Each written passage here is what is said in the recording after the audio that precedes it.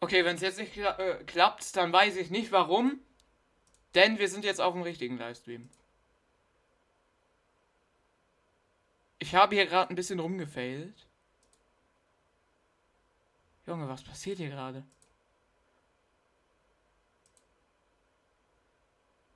Ich glaube hier gar nichts. Sehr gute Verbindung. Okay, wir sind live. Sorry, Leute. Sorry. Dann gehen wir natürlich direkt hier rein. Wir wollen ja keine Zeit verschwenden hier. Ja, ich streame heute mit normalen OBS-Studio. Da Streamlabs immer noch Probleme hat momentan. Was ich ziemlich dumm finde. Ganz ehrlich, Streamlabs, was können die? Sorry. Sag mir, wenn es zu laut ist oder zu leise. Wir müssen hier mal ein bisschen vorspulen. Das ist ja alles live. So hört sich das doch gut an. So ist es doch gut. Ich muss doch mal in meinen Discord schreiben, dass ich jetzt live bin.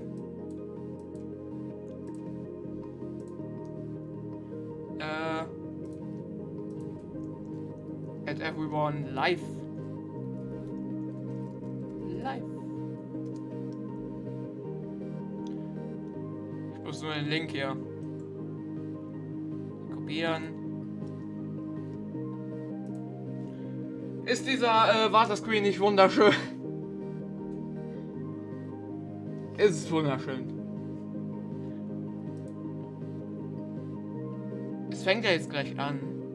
Aber haben wir eigentlich schon American Sign-Up? Ne. Wir haben noch keins für die EU erstellt, was ich ziemlich doof finde. Solange erstmal hier die Dosen, die ich hier geöffnet habe, extra für den Stream, ja. So. Dann geht das gleich los. Hallo Wichtig. Haben wir einen Bildschirmbug? Ja, wir haben einen Bildschirmbug. Warum haben wir einen Bildschirmbug?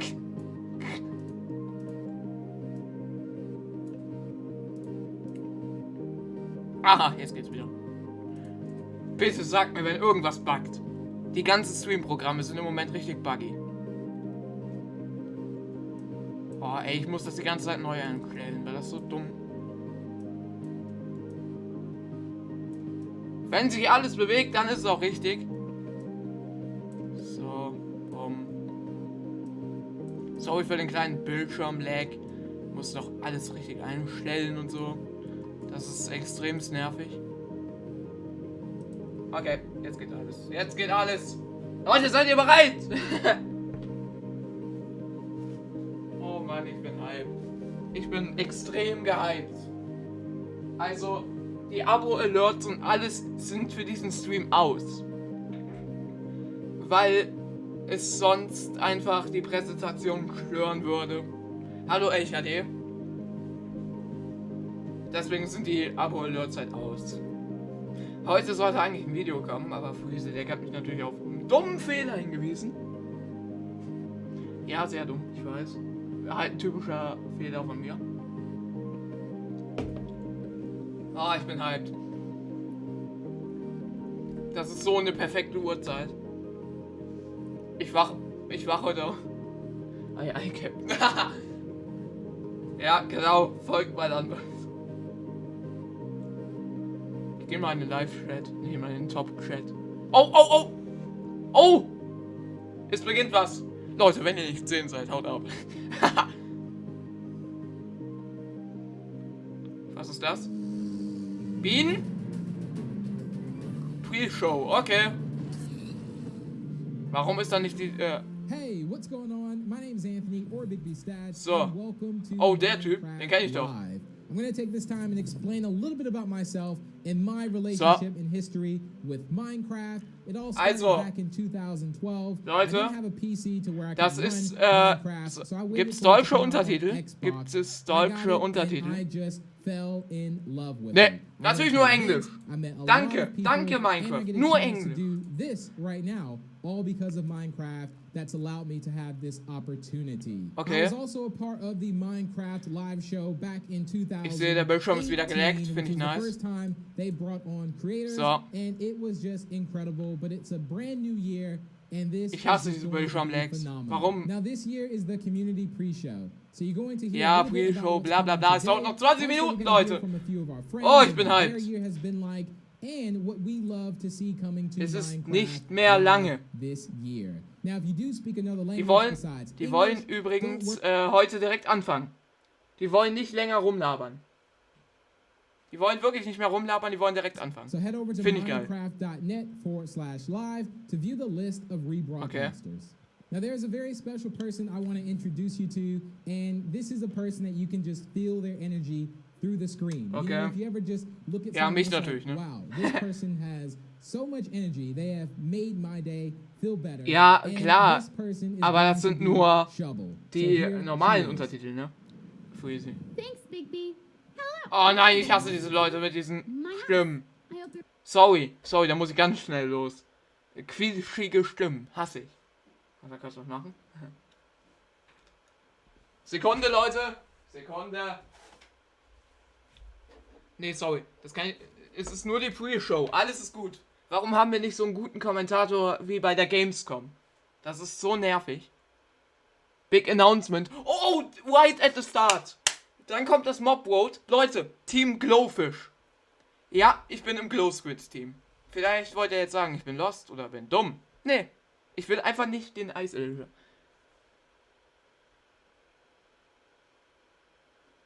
Mit was denkst du eigentlich? Ey, das gibt ein Timeout. Ich muss meinen Mod schreiben. Mein Mod ist ja in Quarantäne. So. Dann rufe ich ihn mal im Stream an. Das ist natürlich auch immer gut. Ey, wie oft müssen die... Können die nicht was schneller machen? Warum eine Pre-Show? Ich hätte gerne den entspannten Wartebildschirm. Jetzt haben die auch noch eine Krone. Hilfe, ich raste aus. Das würde mal cringer. Also, ich muss ganz dringend los. Bildschirm ist im Moment noch nicht gefreezed. Lulweh. Ja. Ich schreibe jetzt einfach meinen Mod bin live-Keck. Schöne WhatsApp geschrieben, bin live-Keck. So. 4 Zuschauer bei so einem Livestream. Bei der Gamescom wollten ja alle nicht gucken, ne? Aber jetzt, wo es heißt Minecraft-Update, da kommen ja alle. Das war mir doch klar. Mublum! Den nicht wählen. Der ist böse. Wirklich. Das ist das neue Phantom, wenn wir den wählen. Nimmt den leuchtenden Tintenfisch. Ich bin auf dem Team, ich bin Team leuchtender Tintenfisch. 5 Zuschauer im Moment. Hier, ich habe den jetzt gerade nicht gezeigt. Man kann, ich sehe kein Vorschaubild mehr, wenn ich... Ja, Glow Squid, die ist auch Team Glow Squid. Finde ich sympathisch. Glow Squid Beste. Team Glow Squid. Glow Squid for the win. Mario. Well, I just want to say I actually want all the mobs if that's even possible. Can we make Nee, nicht alle. Ich hasse dieses Mu-Bloom-Ding da. Discord, neue Nachrichten. Allgemein. Wer schreibt denn jetzt in den allgemeinen Chat? Ich bin live. Leute. I was already a little bit afraid of the Nether, but now I'm even more scared, but in a good way. Ja, nee, ich bin auch ein bisschen gegruselt. And there's so much that you can do in the Nether, and the fact that this is the same game. Ja, okay, man kann viel machen, aber ich möchte nicht direkt... Höhlen-Update! Stimmt! Darüber habe ich ja gar nicht nachgedacht. Das wird ja heute vielleicht angekündigt. Neues Update! Wenn das ein kleines Update wäre, schreie ich. Wenn es das Höhlen-Update wird, schreie ich noch lauter. Und wenn es ein End-Update wird, dann schrei ich so laut, dass die ganze Nachbarschaft sich beschwert. Wer ist das jetzt? Ach nö. Warum? Darf ich auch drin vorkommen? Ich möchte auch. I was invited to the early access beta for Minecraft with RTX on Windows 10 Edition. Ja, muss nicht mit deiner RTX flexen, ja? Minecraft with RTX adds so many new. Danke, willst du, dass ich mich scheiße fühle? Das hast du nämlich gerade geschafft. Höhle! Is incredible. Being able to use Höhle! light as a building block in the game is something I've looked Noch eine Höhle! for Das such a ist es long confirmed. time. Ist es And it's confirmed. finally here. Noch eine Höhle? Definitely have had Was war das für ein such Block? amazing time Das sah using neu it aus. to my advantage to create more kann sein. depth and dimension in my Minecraft Ja, komm, worlds. könnt ihr jetzt bitte zu dem Minecraft-Typen schalten, der auch den... Wer bist du? Forever Player, kenn ich nicht. WTF 5 Uhr. Ja, finde ich auch lustig. Hätte immer noch mehr als bei dir auf Twitch. Então beleza, estou aqui no Berührt. onde eu Ja, jogo das modo bin ich. Ja, das sobrevivência, bin ich. não uso criativo pra nada. E como uma pessoa que joga muito, Okay, auf jeden Fall Minecraft mesmo, sollte der ein uma das bisschen coisas que eu flüssiger mais sprechen. gostei do update Ich do meine, Nether foram os ich mache ja blocos manchmal novos. Sprechfehler, Então, se aber você der der uma stockt olhada mitten im aqui, eu Satz. fiz um So, portal ja, was wollte ich no jetzt nochmal? Nether, utilizando Und dann blocos. nachher, nach Sério, 10 eu Jahren. fiquei Ach so, das apaixonado wollte ich pelas sagen. possibilidades que 1.16 Okay, das trouxe hatte ich pra auch mal in gente einem Video. no Guckt mein termos Best de of, das ich mal criação, gemacht cara. habe. Esse fogo azul e essa Blackstone são muito lindos, So. dá pra você fazer ambientes Komm. totalmente Ja, okay, diferentes das de sieht antes. geil aus mit E passando RTX, pra aber nossa bitte. segunda coisa, Ma- nós chegamos nos Die novos machen uns alle jogos. runter, né? E isso eu acho que foi uma coisa que a Mojang focou muito em tentar deixar o jogo mais vivo. Wasser. E, cara, pra quem joga Minecraft há muitos anos, é muito divertido olhar o Nether. Leute, ich que a versuche gente euch já zu conhece unterhalten, ne? de uma Ich forma bin wie der tão Typ von der Gamescom am diferente Anfang. assim. Hey everyone, I'm Nee, Beni viel Zielki schlimmer. from Minecraft. Nein, nein, nein. Nein, ganz bestimmt nicht. Wenn man so einen Satz anfängt, dann muss ich ganz dringend los. Also, sowas kann ich mir nicht The anhören. very first time. I have never Hört man das seen eigentlich? this fight before and had Ihr no müsst mir halt idea auch what to sagen, wenn expect. die, We spent hours wenn die and Sounds hours zu laut oder zu preparing leise sind. and Aber at the genießt end es of einfach, wie ich that, euch gerade unterhalte und dann ihr wahrscheinlich in about noch 15 Minuten. minutes. Nein, It oh, was diese so Stimme ist so much nervig. fun. I cannot wait to see what mein Minecraft Mod die has in WhatsApp store for gelesen. us this year. Flo, bist du da? Müsst ihr jetzt den Trailer von der 1.16 zeigen? Den habe ich so oft overused. Muss das jetzt gerade sein? Ja, schön, wir wissen, was die 1.16 ist. Ihr müsst es uns nicht vorstellen.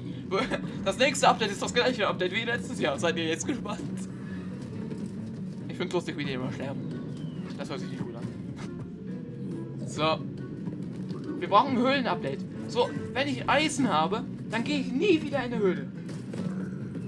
It's no joke. Es ist doch einfach so. Wer geht noch in eine Höhle, wenn man Full Diamond oder Full Eisen hat? Mittlerweile gehe ich nur noch in den Nether.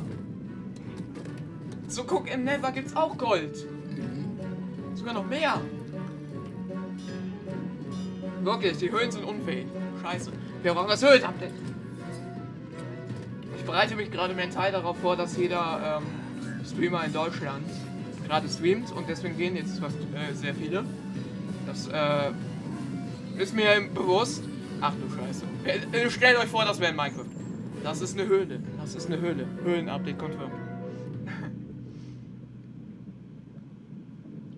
Spiel Pokémon Go, weil die Pre-Show so langweilig ist. Ja, Leute, hallo und herzlich willkommen. Nee, warte, wo ist das LP?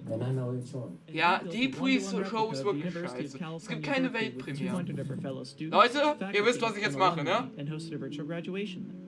Ich kehre zurück zu 2019. Wartet. And dozens of our own builders to produce a graduation unlike any. Nein, ich hör auf. Danke, ich hab den Sound aus dem Internet. Ja, die Pre-Show ist ein bisschen doof. Aber bleibt alle hier dann, weil der Big Reveal gibt ja direkt direkt am Anfang. Ich spiele gerade ein bisschen Pokémon Go dabei. Joke. Ach Junge. Ach Junge. Ja, die Pre-Show ist halt einfach scheiße. Ist so. Aber ich habe den Stream ja auch früher. Was denkt ihr eigentlich, was das nächste Update ist? Jetzt mal ganz ehrlich. Leute, ich klatsche da jetzt einfach mal mein Icon drauf und dann sage ich, das wäre ich und ich unterhalte euch besser als der. Ja, so machen wir das. Da ist der schon wieder. Okay, der ist sympathisch. For a few people within the community. But what's So. next for Minecraft? Now there's already Ja. a lot of things in Minecraft. Sag was! If there was one Sag thing was, ich that weiß, I du would weißt want to es. see is something that would fly, some type of creature, maybe a monster, and you would be walking out on just a nice sunny day, you know, maybe just Okay. mining or doing some crafting. Komm, du in weißt es your doch. farm. Sag nicht, And du next weißt thing you nicht. know, something would swoop down, not a phantom, and it would actually pick you up and take you through the sky. I think Ey, that das ist would eine be geile Idee, das muss ich really in cool, Minecraft but machen. maybe Leute, nächstes that Video, was wäre, wenn will in Minecraft kommt? Now, the community has always speculated what the next big update for Minecraft could be. Sag A es. new mob, a new boss, a new Ja, biome. bitte neuer Boss. And Boss! as you're making your Spinnenboss! guesses Höhlenupdate! right now, I would Spinnenhöhlen! assume, we're gonna go ahead and throw Okay, some das wär more gruselig. ideas in the mix. Well, hello there, Minecraft Live. Good times with Scar here, and I am a content Ach so, das ist der creator Typ, der on hatte the noch Minecraft OP, server, hab ich and schon mal I have gehört now von. been playing Minecraft for Das ist 10 natürlich years. doof, wenn man jetzt mit 10 years Facecam da. And what better way to celebrate 10 years playing Minecraft, but to hang out with you here at Minecraft Live. Guck mal, wie dieser so da richtig hinten im Bildschirm diesen Merch hier richtig geplant haben, damit die Leute das alles kaufen, weil das ja so cool im Hintergrund aussieht. Ist nicht so, als hätte ich nicht Minecraft Dungeons Merch gekauft ohne Ende. Ich bin eine Sünde. With cathedral ceilings, crystals hanging down from the ceilings. And these crystals Kristalle wären come auch in eine all gute the Idee. variety of colors in Minecraft, and we pick out one that we Leute, like. wer So schreibt we're jetzt gonna pick schon out wieder the in den orange one, and we Discord-Chat? knock down that orange crystal, and we can take the fragments of this Leute, orange crystal and put it in a torch or nicht put hier it in in den a lantern, Discord-Chat. and we're now casting orange light in Minecraft. That is right. We can now cast colored light Was? of all varieties in Minecraft via torches or lanterns. Ja, to add wow. more atmosphere and more design possibilities with our builds. Ja, Just okay, imagine das ist your das, was builds er now, vorstellt. but Das ist being nicht confirmed. illuminated with colored light. How amazing would that be? Now, another thing I'd love to see added to Minecraft is some way of auto-loading and ejecting music discs from a jukebox. So now we Ja, have das kann man doch. colored light in the game Hopper, along easy. with auto-playing music. We have basically Ja, together here auto-playing created a music. disc on Minecraft, Eigene and that sounds Musik. absolutely Einfügen. amazing. So let me know what you think of Ein those Klavier. ideas, and I cannot wait to find out what Das wär for eine real geile Idee. is coming soon. Hey everyone, it's Grim. Oh, no. I've been huge fan. Hilfe, nein, was... Ach, Junge, muss ich mir das jetzt wirklich noch angucken? In den letzten 10 Minuten möchte ich nicht einen Schlaganfall kriegen, weil die waren bestimmt, nee, was auch immer die bei Minecraft heute geraucht haben, es war ziemlich hart wahrscheinlich. Warum? 10 Minuten, müssen jetzt 10 Minuten lang labern. Bitte nicht. Kein Bock da drauf. Das sind die Japaner, die haben alle solche quietschigen Stimmen. Ich hasse ja sowas, ne? Bin gerade am Zählen. Oh, mein Mod ist am Telefonieren, während ich streame. Was eine Sünde. Ah, okay, was ist jetzt? Oh, Japaner, warum? Warum? Okay, ich hab... Oder, nee, das ist noch Chinesisch. Nee, Japanisch. Stimmt! In China gibt's ja gar kein YouTube. Ich meinte natürlich, China ist das beste Land. Sonst bin ich morgen weg, Leute. Ach, Junge. Warum hat dann nicht direkt die ganze Show japanische Untertitel? Jetzt mal ganz ehrlich. Das ist doch dumm. Das ist höchst dumm. Nee, ich höre mir jetzt kein Japan an. Japanisch an. Japan. Ja. Genau. Ich weiß, die Pre-Show ist scheiße. Das haben die richtig gefailt. Das haben die wirklich richtig gefailt. Das finde ich ein bisschen traurig. Wer bist du? And today Okay. is a big day. That day is an omega big day. Ach today. so, This is der one of Typ, these ja. days where we get to know the latest and the greatest surrounding Minecraft. Ja. Now, being a big action RPG Kann die fan, Zeit I've nicht länger obviously vergehen, been es dauert noch 8 completely fucking stuck in Minuten. Dungeons since it came out, and we've already got lots of new stuff. Like Ja, Minecraft Dungeon. Dungeons. Oh mein Gott, es wird was Neues für Minecraft Dungeons angekündigt. Locker, Like, locker. Upgrade, maybe mountains, like dungeons goes Everest or Ich habe in letzter Zeit Minecraft Dungeons so gesuchtet auf einmal. Ich habe es vorher gehasst. Underground and stuff like that. Anyway, personally, I'm hoping for two things. I'm hoping that we'd be able to customize our Okay. character a little bit more, like the visuals of the character. Ja. I'd love to see like being Nee, able aber to- damit to machen die get a doch Geld. skin Machen that's die doch outside nicht the mehr game Geld, wenn into man the seinen game. Charakter wie man will That'd machen be absolutely könnte. amazing, and I would really like to be able to change up that little base area, add things, maybe put things on the wall. You find a cool sword, put it on the wall. Ja, Analyze okay, it. gute That would Ideen be eigentlich, absolutely aber amazing. jetzt mal ganz ehrlich, ich bin interessiert You know, da. that's a very good point. Und warum bist du so oft in der Show? Well, Junge, I läuft guess bei we'll dir. have to see. thank you from me and everyone you've seen so far for watching the pre-show. Minecraft Live is just about to start. Ja. We're such a small part of this community. So let's see some other great bitte, moments geh. in this year. Okay, in Minecraft. ja, Thanks, der everyone. entertaint wenigstens noch ein bisschen. Die anderen waren einfach Keks. I earned this crown the last time, and I get to wear it until Hey, I'm muss die, dethroned, which diese means I can wear it Pre-Show. the whole time until then. There's a lot more rainbow because it is in honor Hilfe. of it being Pride Month. Bitte! Was geht ab, Leute? Heute Ach so, der Typ. spielen wir Minecraft. Nein, der wird mir jetzt... Warum muss jetzt jeder Streamer... Warum bin ich nicht da? Okay, England ist auch dabei, aber es gibt bessere YouTuber in England. Warum muss jetzt jeder Streamer aus der ganzen Welt kommen? Leute, ihr klaut mir das gerade alles. Así llegamos con el Nether Update en donde van a agregar nuevos biomas, Hilfe. Animales, mobs. Bitte, Hasta puede lass haber doch... alimento ahí dentro del Ja. Nether, se nos hubiera ocurrido eso. Así que va a estar muy Bitte, buena warum ist esta PewDiePie tradición nicht que- dabei? Ich möchte PewDiePie sehen, ja? How can I not get excited Entweder- about okay, kennt ihr auch? transforming the look and feel of Minecraft from this scene with our Dieses Clip TX war on sponsert bei to Nvidia. this Ja, die können mich auch mal with our TX sponsern. on? Was zur Hölle? Nein. Hilfe! Was passiert hier? Danke. Hilfe. Nein, nein, das kann ich mir nicht anhören.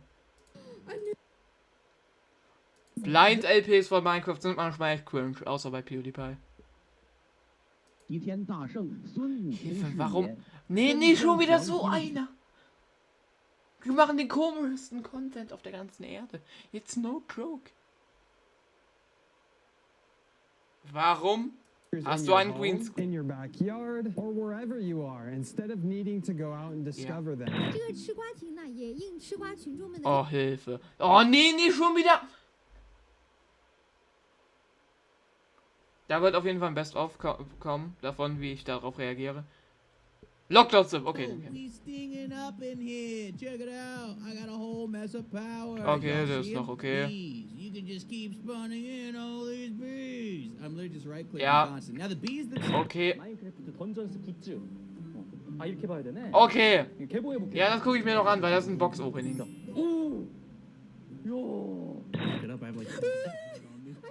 Ah ja. I found them. Okay. Excuse me, I don't appreciate. No. Warum haben die sich so viel Mühe gegeben? Are you watching? Ach du Scheiße. What did you do? Hilfe! Hilfe, bevor von so vielen Bienen gestochen zu werden. Perhaps one of these Hilfe, es other wird immer huts has dümmer. something Es wird else immer in it dümmer. instead. Leute, die Dummheitsshow beginnt. Ich bin auch dabei. Wie immer. La abeja es el primer artrópodo del juego que vuela. Los demás del juego son el pez de plata, los endermitas. Ich will ja nichts sagen, aber eine Biene ist kein Arachnid. Eine Biene ist keine fliegende Spinne, ja? Junge, hilf. Nee, nicht wieder die.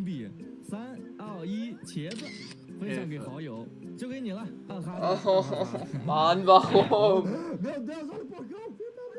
Ja, 2014 kickt wieder. Herzlich willkommen zu einer weiteren Okay, den werden die Leute feiern. Besonders in Deutschland. Bitte, wenn ich dafür jetzt gestrikt werde, ne? Dann raste ich auch aus. Von wie vielen Leuten kann ich jetzt gecopyright-strikt werden? Oder von wie vielen Leuten können die gecopyright-strikt werden? Von Tausenden, von Millionen. Oh, Junge. Es ist auch Schweden, aber es ist nicht PewDiePie. Und...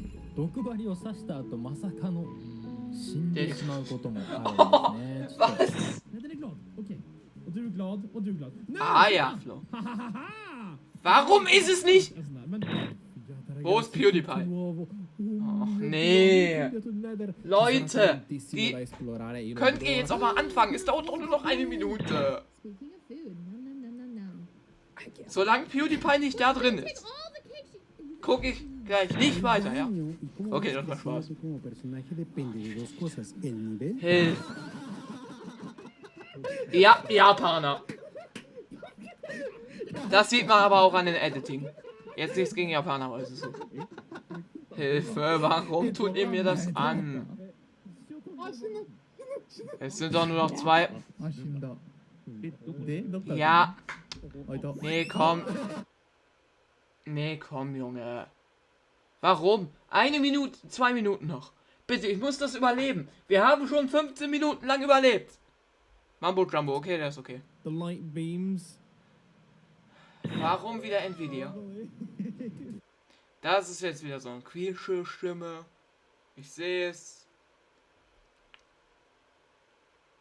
Komm. 1 Minute muss ich noch überleben. Hier steht der Counter. Oh, bitte, er löst mich einfach. Square, wer ist das? Ach du Scheiße, nein. Nein, ich weiß schon mal, welchen Kanal ich nicht abonnieren werde in 10 Jahren oder in meinem ganzen Leben. Oh, es fängt an. Es fängt an, Leute, es fängt an.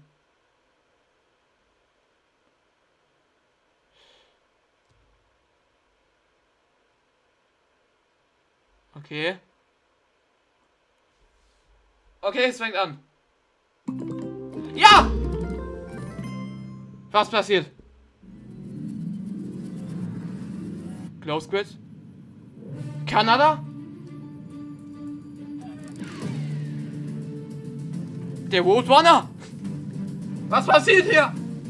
Es ist zu wild für mich. Jetzt ist der Messias. Es beginnt, Leute. Schlüsseltyp ist auch wieder da. Berge. Eisidyllscher da hinten. Redstone Monstrosity. Oh, es läuft. Close Grids, die will ich haben. Was passiert? Ja, ich will hier nicht bis 20 Uhr sitzen. Oh, da kommt er alle. Ja. Hello and welcome to Minecraft Live 2020. I'm Lydia Winters, your host and chief storyteller for Mojang Studios. We're coming to you live from Stockholm, Sweden, the birthplace of Minecraft. Some of our amazing team members Sag, wenn's zu laut oder zu leise ist, ne? recorded the Minecraft Earth and Creator Tools segments in Redmond earlier this week. Ja, komm, ich will das nicht alles wissen. Ich will einfach nur wissen, was das nächste Update ist, Before ne? we get started, we want to acknowledge the number of challenges around the world right now. As well as the Ihr müsst jetzt nicht 10 Jahre lang über Corona reden, ja? Wir wissen, alles existiert. With that in mind, we want to give the opportunity Nee, weißt du, das ist was Neues. Leute, wisst ihr was? Corona ist ausgebrochen. Das hätte ich vor einem Jahr gesagt. And celebrate all of you, our incredible Minecraft community. It won't all be easy. You'll have to decide which mob to vote into the game. Ja, okay, jetzt kommt das. Based on votes in previous years, will be super tough. You'll not only get to hear about what's coming to your favorite Minecraft games, you'll also hear directly from the development teams. Ja. We want you to leave today knowing about the exciting additions coming to Minecraft and also why our team has made those decisions. An insider's look at what's brewing at Mojang Studios. Today, we're kicking things off with the announcement of the... We're gonna tell you right now.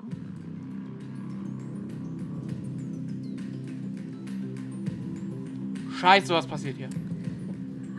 Hi, Agnes and Brandon. Hello. Okay. Let's do this. So, okay. The next update is the update that we know that so many of you and well, so many of us as well have been wanting for such a long time. Cave update. It's the Caves and Cliffs update. Was? Ja! Es ist confirmed. Oh! It feel amazing to be able to tell everyone that. Seriously, like, I'm so excited about this. I mean, even before I joined Mojang, I was always thinking about, oh my God, when's the cave update gonna come? And this is it, but it's also got the cliffs as well. Was passiert hier gerade? This is such a big update, and I'm so excited. How are you oh mein Gott. great. Oh my god. No, it's so good. So we have been working on this update for quite long, and we're like, we can't wait. Ja, okay. And now we just announced it. And it feels It's so we're Ja, actually getting ja. our first Zeig uns das Gameplay! some reactions. Okay. Gibt's was Neues? That's very cute. Gibt es was Neues? Ja, so fühle ich mich auch gerade, wie die Leute da stehen. Das fucking Cave Update ist confirmed. Communities to submit questions that we'll answer across the show. Okay. This first question definitely feels like something everyone wants to know. Mi pregunta es, ¿por qué se han tardado Ach, tanto en Leute, actualizar muss las das jetzt pruebas sein? y cuándo llegarán? En verdad que hemos estado pidiendo esto Ja. por muchísimo tiempo. Warum steht da Empower? So Warum ist da hier Brandon, I've been waiting Imperator Palpatine? Flo. Yeah, that's a very good question. So, since this update really is the update, Okay. like, we have been dreaming about it for so long. So Ja, wie wär's, wenn du uns mal Gameplay zeigst? Like, Ich we weiß don't ja want nicht, to rush it. wie das hier So läuft, ne? now we feel it's the right time. Like, we have spent the time we need to really Ja, like, okay. understand the vision we have for the update, and also to make Bla, sure that bla, es we dauert so understand what the lange. community actually wants. And we've also like planned around it to make sure that we really can work together with the community to make okay. this and like as epic update as possible. And we have also hired some new amazing developers to the team. Okay, And neue you're one of Developer. the amazing developers, Brandon. Yeah, I joined this year in Okay. January, and I actually came from the Ach so, der ist community. I neu. used to do modding for 10 years. Modding? One of the first mods I worked on was the Aether, which is like Das ist der Typ von der Acer Mod. And, Oh mein Gott. yeah, I'm just so happy Der ist to gut. be here and Der ist work on an gut. update Das ist ein this guter Typ. epic. I'm so happy to have you. We have another creator question. Als ob. Hi, I'm the Pink Diamond Diva, and this is my question. Are you making Ja, the caves bla, more bla, advanced bla. for older players so they can mine deep, or are you making them more accessible and easy to navigate for newer players?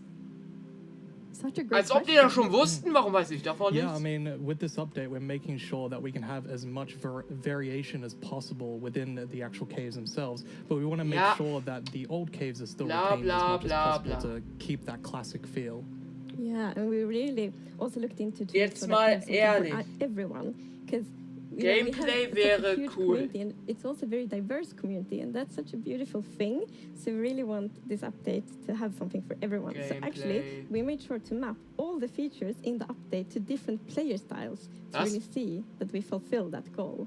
That's so cool. And you had Aha. such a big thought process. Also auch für on how you Hardcore-Player. decide what Für mich even natürlich. goes into Yes. an update this big. Yeah, we have spent quite a lot of Okay. time on just making sure that we have a very good like fundament for the update. For example, with Ja. the player style mapping. 6 Zuschauer, what the also work fuck? with design pillars. Ja, So the design pillars they Okay, kind of, aber describe the vision of the wenn die update. uns jetzt kein So Gameplay for zeigen, example, ist they es help eher us really, D-Hype. like, Jetzt mal ganz prioritize the ehrlich. different features Wie die Abos and auf meinem also Kanal. define each specific feature. Hallo, And we have 3 Ramtisa. pillars for this Hallo. update. And the Oder first T. one is actually all Ich kann about immer noch the nichts spectacular aussprechen. mountains, 6 the Zuschauer, flurry läuft snow aber. and the mischievous goats. Und wir haben immer noch kein Because Geld. at last year's Was? live, Haben die gerade the überzogen? players voted for these features, and we felt Okay. like it's so important to deliver on that promise. So we actually wanted Ja. to have it as a pillar.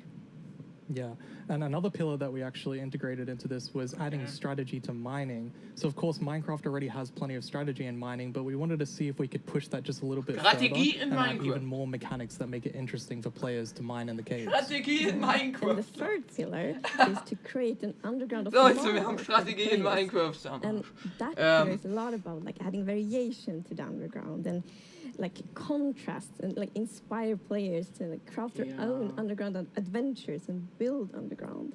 And Okay. one thing we have done to like fulfill Ich wusste this halt nur pillar nicht, is ob that we have man's added Englisch new oder Deutsch cave ausspricht. biomes. Ne? And one of them is the Lush Caves.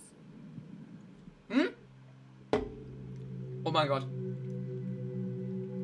Lush Caves. Oh. Zeigt, was das ist. Das sieht scheiße gut aus. Das sieht aus wie eine Mod.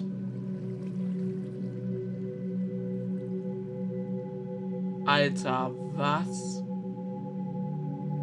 Neues Playthrough von Minecraft, confirmed. Was zur Hölle? Oh mein Gott.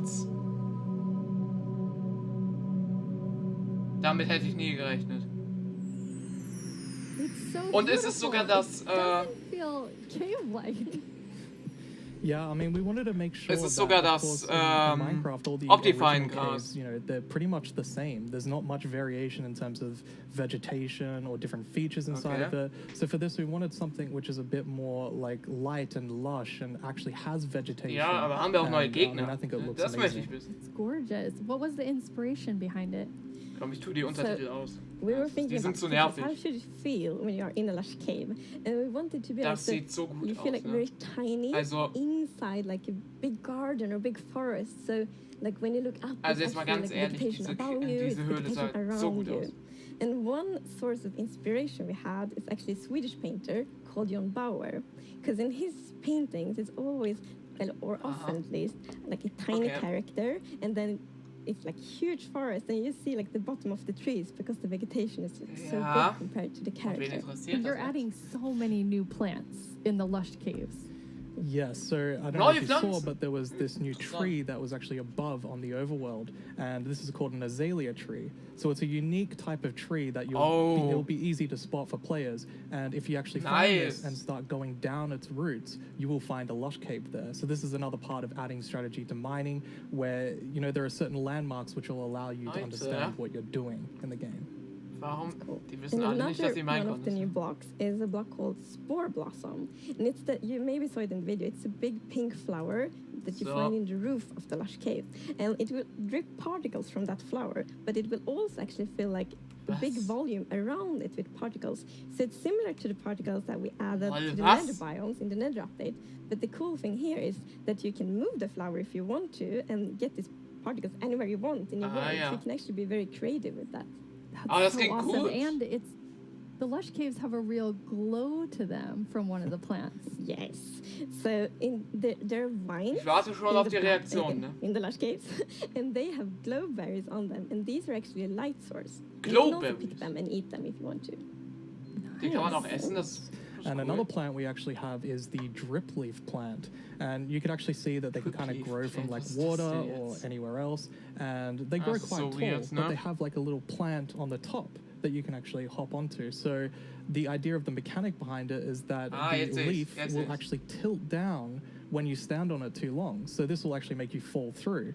However, after a few seconds, it'll come back up.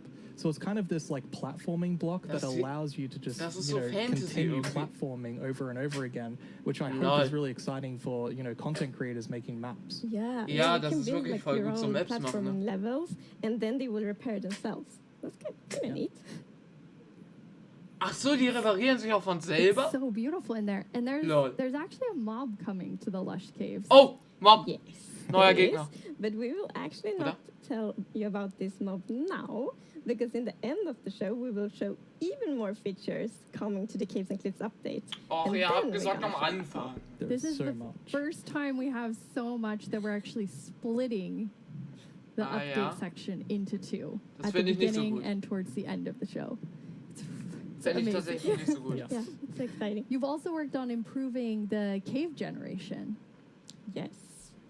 Oh, das sieht nice Yeah, so aus. as you can see here, I mean, this is drastically different to what Das caves sieht used to saugut look like. aus. And there's definitely still the old style of caves, but we wanted to make sure that there was much more variety in the sort of caves, and the shapes and the sizes. you Lol, could es get. gibt auch jetzt diese... And even here, you can see that there's some water underground.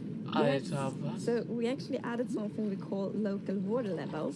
So in one cave you might find like a cave lake, and another cave might not have that one. And this also means that we get naturally generated waterfalls, which is so pretty.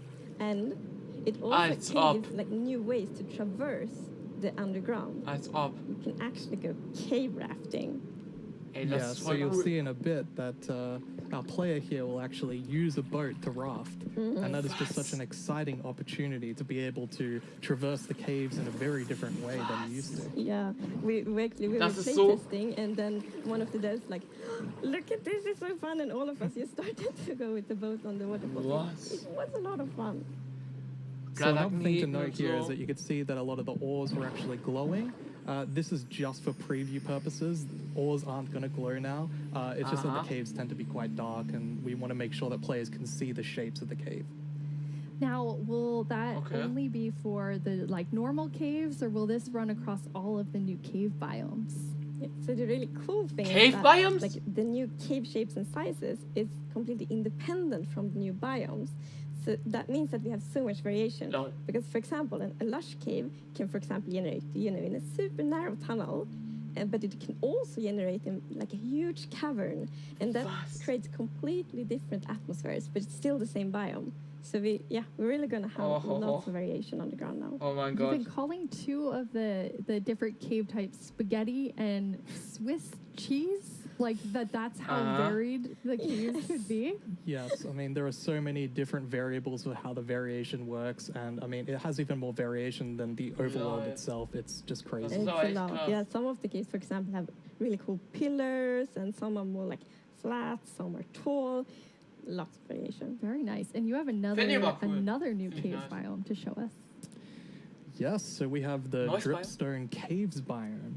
And whenever I think about the idea of a cave update, the image of stalagmites and stalactites comes into my Das sieht head. aber ultra brutal aus. Adding these are pretty difficult. You know, it's a very unique shape that Minecraft isn't really accustomed to. But I think the way that the artist put it into Minecraft works quite well. And of course, there's some mechanics surrounding it, so you can see that someone destroyed the block up the top, and so the dripstone fell down. And also, unfortunately for the zombie here, if you fall on these dripstones, you will get hurt. Poor zombie. There's another interesting mechanic in the dripstone caves. Yes, so maybe you saw in the video that, like, from the stalactites, you could see that it was like dripping water.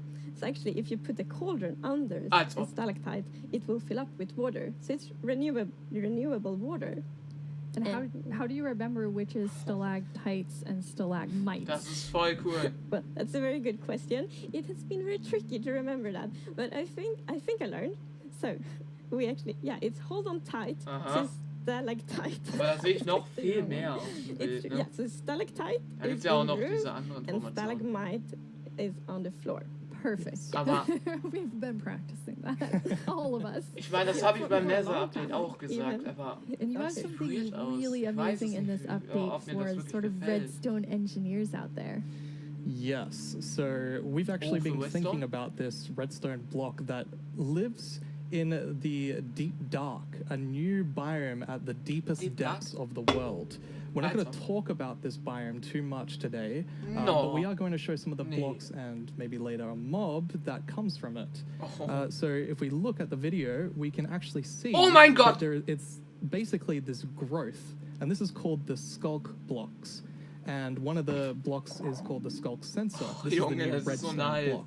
As you can see, when you place or destroy a block, or if you have footsteps, it'll actually detect the vibrations around and then emit a redstone signal. So this is going to be very interesting for redstone players. We even have a mechanic around it where you can actually use wool with wool occlusion to essentially prevent signals from being able to get into the skulk sensor. So let's take a look at that now.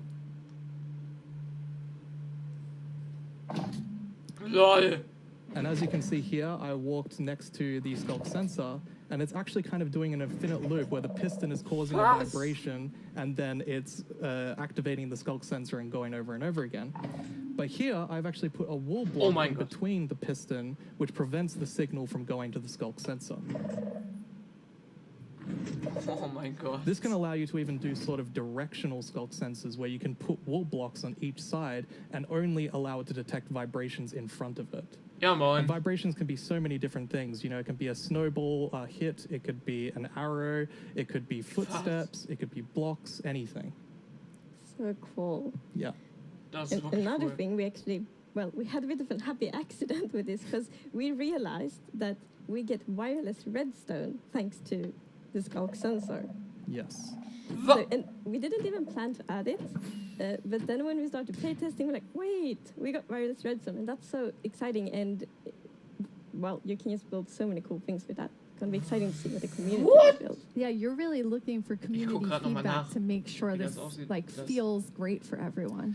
Absolutely. I think because this is such a unique mechanic, we really want to make sure that we get it right. And, we love the redstone community and we want to make sure that we do it right. So any feedback you have, any ideas, send it to us and we will work with you to make this the best block that it can be. Nice aus, ne?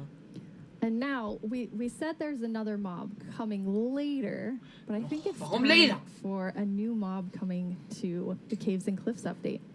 It is. And this is a very scary mob. Scary? And it lives in the deepest of the underground, in the deep dark. And this is a very dark place. And the cool thing is that this mob is very well adapted to the environment. So it can't see anything. So it's the first blind mob in Minecraft. Blind? And that's very interesting because it gives such interesting mechanics. So instead, it will react to vibrations, just like the skulk sensor block. So, if you aren't very careful when you walk around in the deep dark, you might upset that mob. Ein with Gegner, this der one, auf we really wanted to make sure that we kind statische of Reaktion recaptured reagiert. that Oh, das ist feeling of gruselig. the first night of Minecraft. And we can often forget that Minecraft can be a pretty scary game. So we wanted to make sure that we kind of go back to that. I mean, caves can be scary. They're dark. And all I'm going to say is that when you go into the deep dark, I want to make sure that you're very quiet and watch closely. Das ist so genius! Oh, was? Das sieht so gut aus. Aha. Jetzt kommt ein Jumpscare, wetten? Ach du Scheiße! Das ist wirklich ein bisschen gruselig, ne? Ach du Scheiße! Ich erwarte gerade einen Jumpscare. Warum sind da Grabkerzen und so? Hilfe! LOL! Aber das ist so cool. Das ist so cool gemacht. Das ist einfach nur genial. Aber das sind auch... So mag ich diese Textur von den Blöcken auch richtig. Ach du Scheiße, was war das?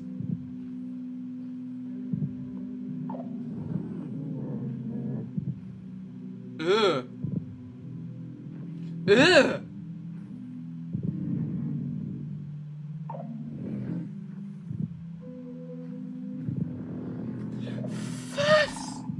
Scheiße, was ist das?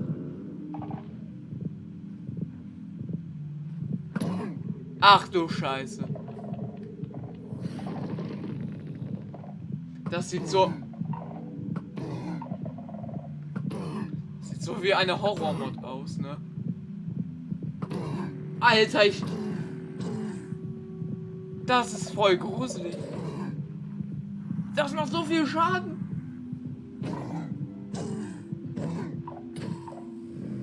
Warden, Wächter. Okay. What did we just see? It's a very different mob. I'm really excited for this because not only is it trying to be scary, it's, we had to keep a balance to it. It was very challenging to design a mob like this. Another thing that's really important to note is in that video, I was wearing full netherite armor. What? So it's very powerful. You definitely want to watch out. Yeah.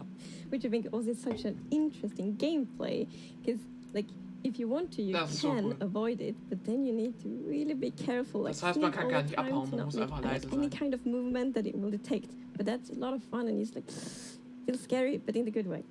And you wanted to kind of take everyone back to that first night experience with the Warden. Absolutely. I mean, I had such an amazing experience when I first played Minecraft. It was terrifying listening to zombies underneath my house and in the caves, and hopefully we can bring that back to players, but 10 years later. Oh my god. But that would be just amazing because you hear so many lovely first night stories. It's such a big thing, and I mean, I Als nächstes kommt ein Spinnenboss. So we hope to. Ich wette, das wird das nächste Gruselige. But you really balance sort of the look of it. It's it's almost cute, but also really, really terrifying. How did you decide? We actually worked a lot on how does scariness look in Minecraft? Because we wanted to be very scary, and we didn't want to take away from the scariness, but we felt let's add some derpiness to it. So it's like a mix. So for example, we added the mouth. I love the mouth, and some actually reacted like, "Oh, it's so cute," which I think it's more scary, but I think we find the perfect. Okay, wenn man es so anguckt, ist es eigentlich so really has character. Aber yes, trotzdem, definitely. in Höhlen ist Well, alles gruselig. you've been sitting up here. You just announced an update that everyone has been waiting for, and we actually have some tweets that have come in. Ja, Mann. That's awesome. Okay, that's amazing to see. So much excitement. Aha. Even more tweets. Lol. It's lovely. It's like we really developed this game together Lasst with the mich einen community, and now Discord-Post to see machen. that people are so happy, that feels so good. Ich mache Yeah, ein honestly, everyone this Ping is, it's jetzt. such a privilege to work on a game like this and an update like this, and we just love this game and we want to make the best update that we can for everyone. Höhlen-Update confirmed. Thank you so much, Agnes and Brandon. That was a lot of amazing new things. Don't forget that we have another segment full of even more cave updates later on in the show. Now let's head over to our Minecraft Live correspondent, Vubui. I hear he has a first look at Höhlen-Update ist something offiziell. you all voted into the game last year. Lol, Alter. Ich wäre beinahe ausgerastet. Ne? Okay, jetzt gleich voten wir alle für den Glow Squid, ja? Wir sind alle Team Glow Squid. Choose a mob that will go into Minecraft. But first, we have a message from our good friend Max Brooks, author of our first Minecraft novel, with some exciting news. Hey, Jetzt kommt wieder der Minecraft Cringe. community. It's Max Brooks, author of Minecraft: The Island.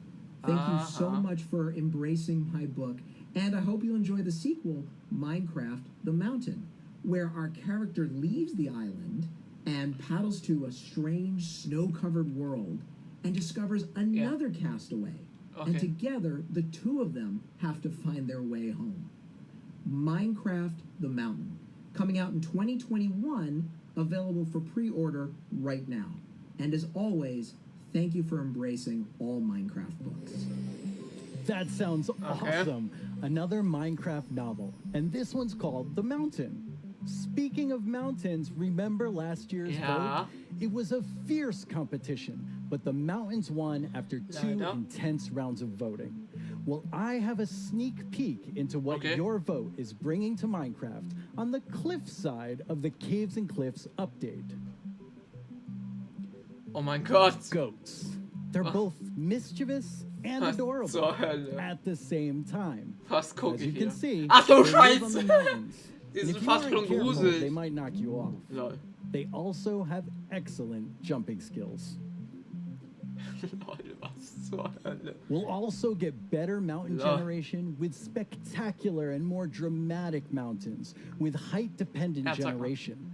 That means things like tree lines and mountaintops Was? that will be more challenging with lots of snow and ice. And Nie speaking im of Leben. snow, yes, it will be snowier. We will also have a new block called powder snow, which will be a kind of trap block. It looks similar to snow, but if you or a mob walk on it, you will fall right through. Lol. Now let's talk about this year's vote. We have 3 awesome Okay, mobs Leute, to jetzt gleich choose können wir from. voten. And to introduce them, we once again have Tiny Agnes and Tiny Jens. Let's see what they have to show. Okay. Moo Bloom. Da votet ihr bitte nicht für. Bees and moo blooms are friends, just like we are. Right, Agnes? These friendly cows live in the flower forest biome, yellow as sunshine and covered in beautiful flowers. What's not to like about these beautiful bovines? Dass sie langweilig We sind. are friends, right, Agnes? Why do we have to record these videos on an actual mountain? Okay. They're animated. The Isolager is a new illager that lives on mountain tops. It's a hostile mob that attacks you with clouds of flying ice.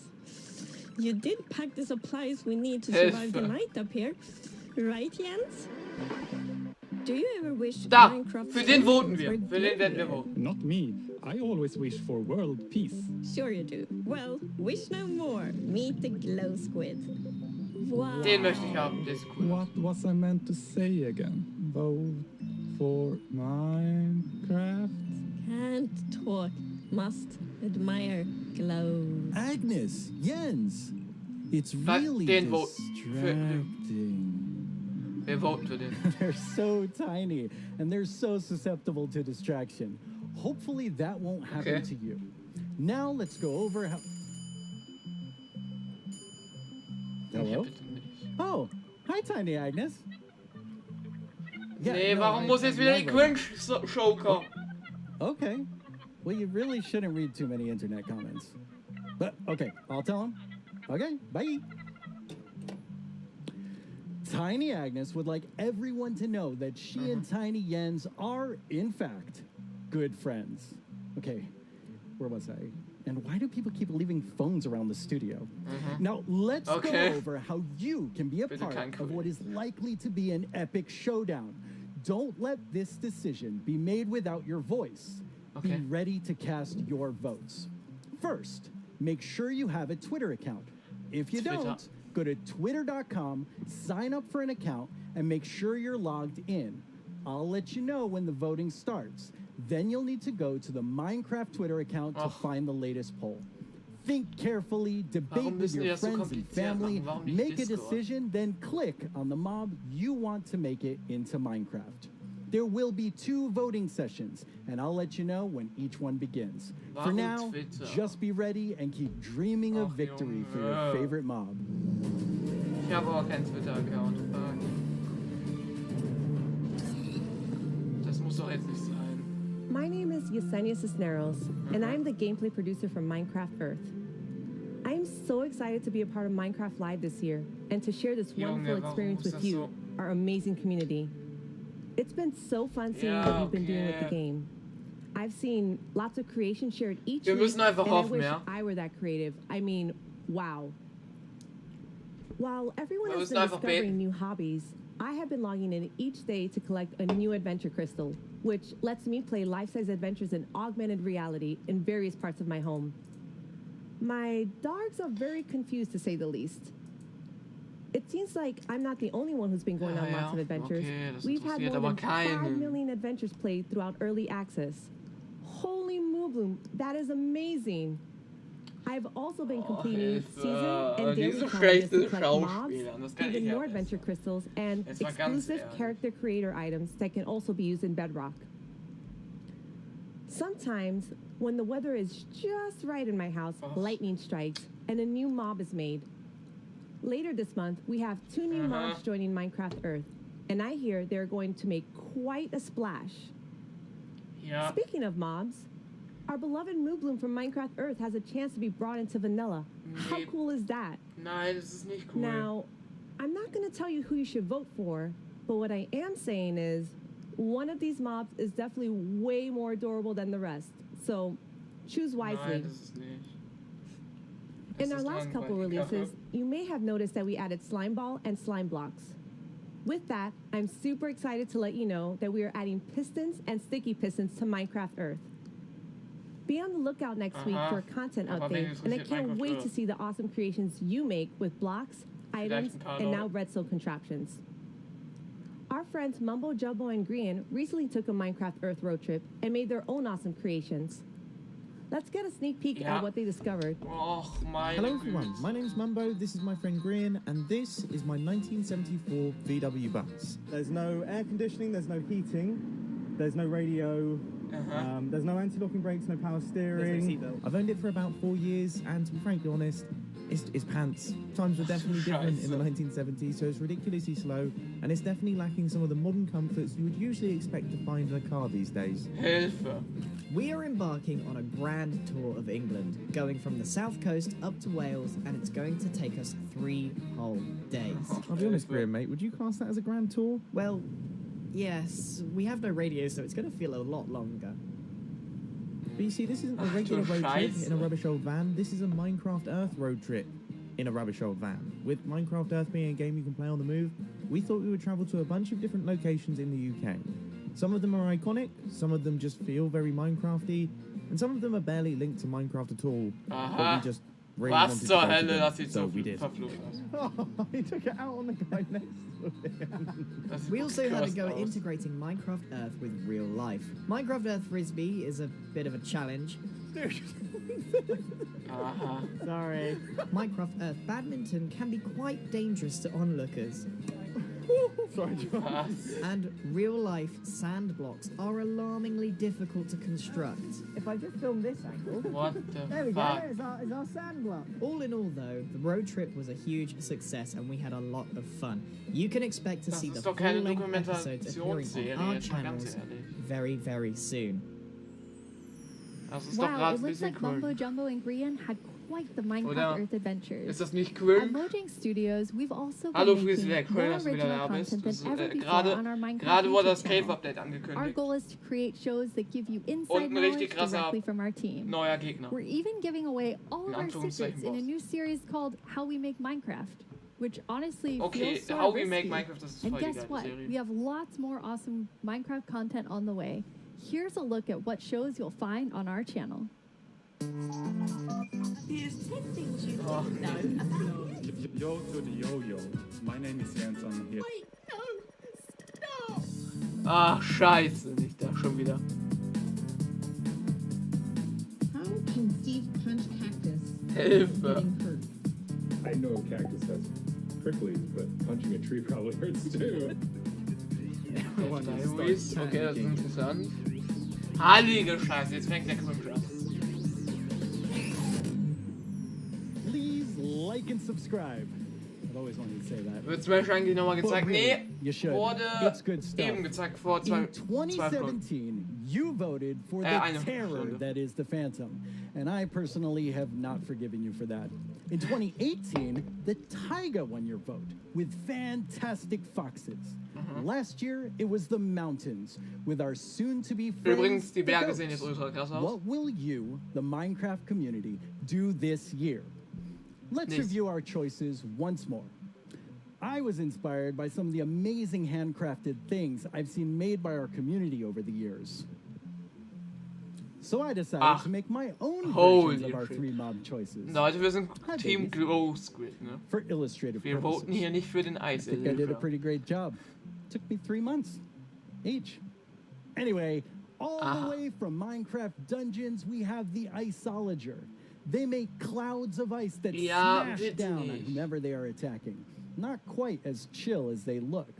From Minecraft Earth, we have the adorable Moo Bloom. Nee, And auch here they may come langweilig. with a new flower, the Buttercup. And I'm pretty sure they'll be best pals with bees.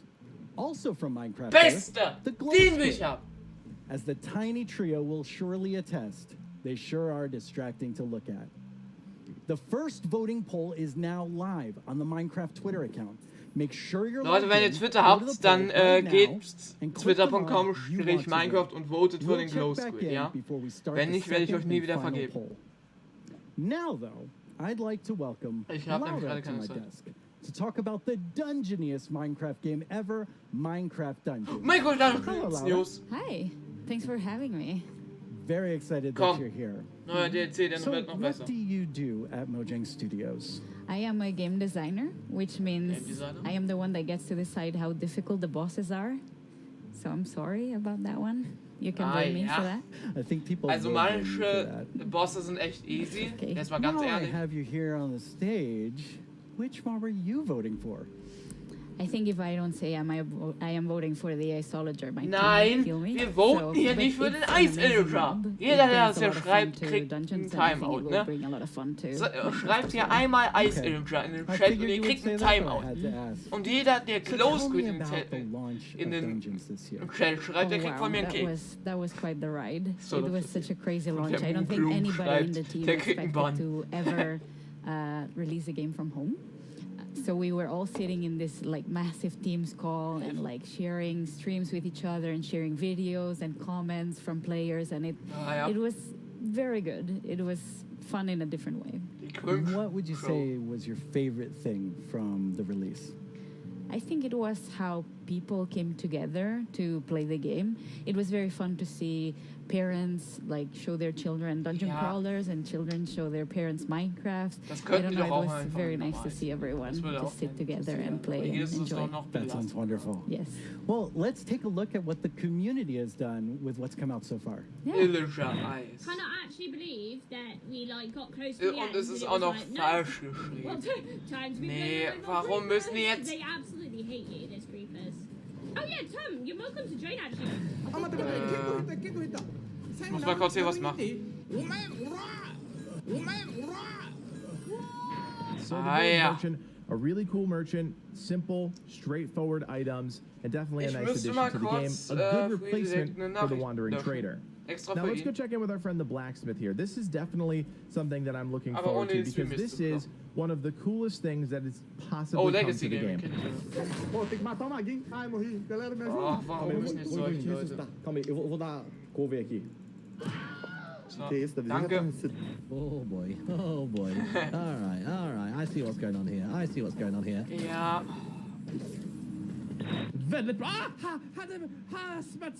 Aber jetzt mal ganz ehrlich, mich interessieren nicht die Reaktionen von denen.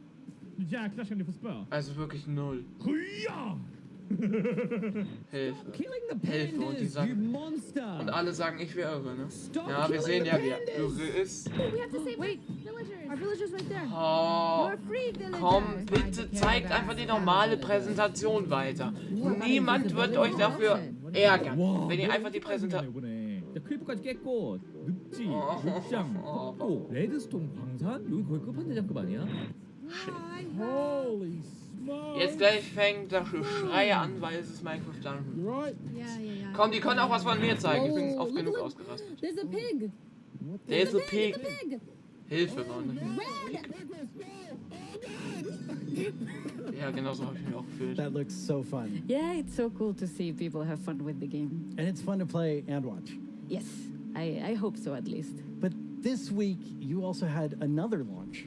Oh, this month, it's been a crazy month. Like, we haven't stopped doing things, I feel. We released first the Creeping Winter together with our new merchants. And das war schon fertig war und nur für Geld rausgebracht wurde. We launched wurde. for xCloud, so now people can play on mobile, which is so fun. I really like that. And this week we just launched in China, so now we get to welcome our Chinese friends to the community, and I am super happy about that. That's really exciting. Well, now we have a question from the community for you. Right. ということで私から質問です。マインクラフトダンジョンズをリリースされてから開発者が想定していなかったファンの反応やゲームの仕様などありましたでしょうか。またマインクラフトダンジョンズの今後について教えてください。今後どのようなコンテンツがリリースされるのでしょうか。ぜひ教えてください。よろしくお願いします。Okay, he kind of snuck two questions into that. Yes, but they were great. Wer hat für den Eis-Illusion gebotet? Sending them. Wenn der mich nerven würde, regarding the first dann werde ich question, euch persönlich I think we were very excited to see how fast Deswegen sage ich people lieber found the Close. secret mushroom level. Like, I was very confused about it as well, because we had worked very hard on making it very secretive and having little snippets of things everywhere, but players are so smart, they found it so fast. So if you haven't played the mushroom level, go check it out, because it's very fun. And the second question? Right. So that's what we are here to talk about today. We're going to talk about our upcoming DLC that we prepared with our friends at Double 11, and that's called the Howling Peaks. So we're going to the mountains with dungeons as well. That's awesome. Okay, es geht auch wieder in die Berge. Look at some live gameplay. Yeah, let's check it out. Und? We are very lucky today that we have 4 members of the Dungeons team with us. Here's Mariana at the Nintendo Switch. Hello. Here's Chris at the PC. Here's David at the PlayStation 4. And at the Xbox One, we have Annika. So we get to show you here for the first time crossplay, which we're very excited about. Crossplay is confirmed! Play together from everywhere. That's exciting. Oh, that's And nice. yeah, that's our first look at the mountains biome coming to dungeons. Already I see a goat right there. Oh yeah. Yeah, we were so happy. We asked the Minecraft team if we could bring goats to dungeons, and they said yes. So we get to release them a bit first in dungeons, so we're super excited about that. They're equally as mischievous. Yes. So I see a lot of wind coming out of these grates. Yes. Wind is a mechanic that we're going to explore a lot in the mountains missions. And the players will be both challenged by it and will be able to use it. So the wind will push the player, so you need to be a bit careful. But at the same time, you'll be able to use it to solve puzzles, push items, and open doors and stuff like that. So, yeah. That's awesome. What is this? LOL. That's cool. So, yeah, our mountains biomes are so tall that the player will need to find new ways to traverse the levels. So Warum ist da ein kleines Kind im Hintergrund? Full of like these little contraptions all around. Das fuckt voll ab. That seems like a really fun new mechanic. Yes. Yeah, the goats are all around, and you need to be careful with them. Yeah, I saw them attack. Yes, they're really gonna push you out of the edge if you're not too careful. So leave the goats alone. Yes, leave the goats alone. That's very important. And as you'll see in a bit, the archaeologists that you can find in this mission and in all the mountains missions are very ready for the weather. So they are wearing their little cozy clothes, and they're wind resistant, which means that while the player will be challenged by the wind, the archaeologists... Oh, what are these? These are new mobs. Ravager!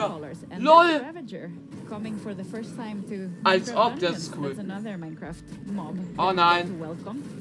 They're quite sturdy.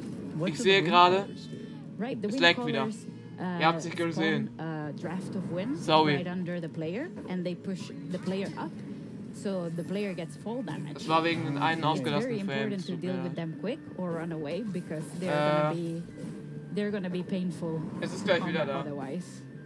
Well, they're doing a pretty good job against these Okay. callers. Yes, our adventurers are strong. Bitte schreibt doch es doch einfach in den Chat, ne? Ooh. 3 Ravagers. LOL. That's gonna be an interesting one. But so far, I can see Die that sehen cool aus. all the consoles are working very neatly together. We're super happy about that. It's been progressing very nicely, and we hope everyone can soon play together. Oh, that was an isologer. I wanted to say, like, that's my favorite mob, but, you know, it went Das ist aber too interessant. long. Das ist wirklich interessant. Yes. Right, we're leading up to Aber this big wer am Ravager PC battle. spielt, hat meistens einen Nachteil.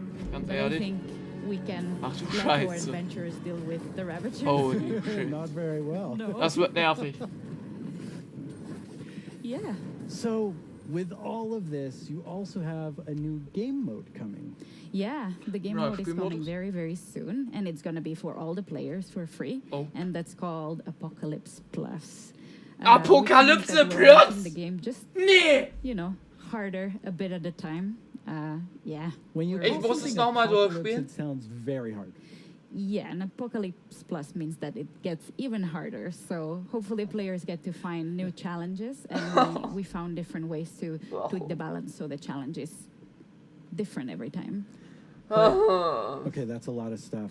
You're working on even more new things for Dungeons. We're working on a ton of stuff. I feel we've been so busy. It's crazy. Warum? Habt ihr But schon yeah, den we Stream have geliked? today Habt ihr schon abonniert? a little Kostenlos? video with a lot of work in progress.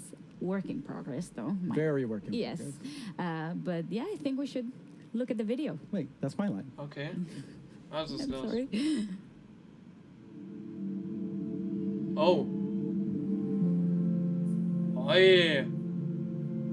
Das sieht cool aus.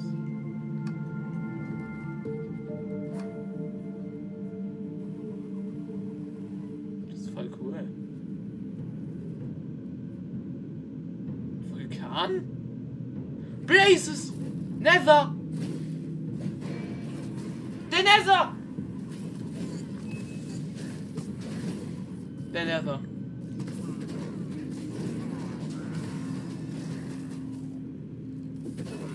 Was? Unter Wasser auch noch? Ach du Scheiße.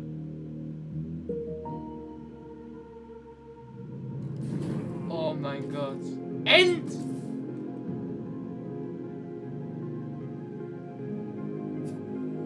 Oh mein Gott. Warum ist da der Archaeology? Ist das eine Erweiterung von dem Spiel?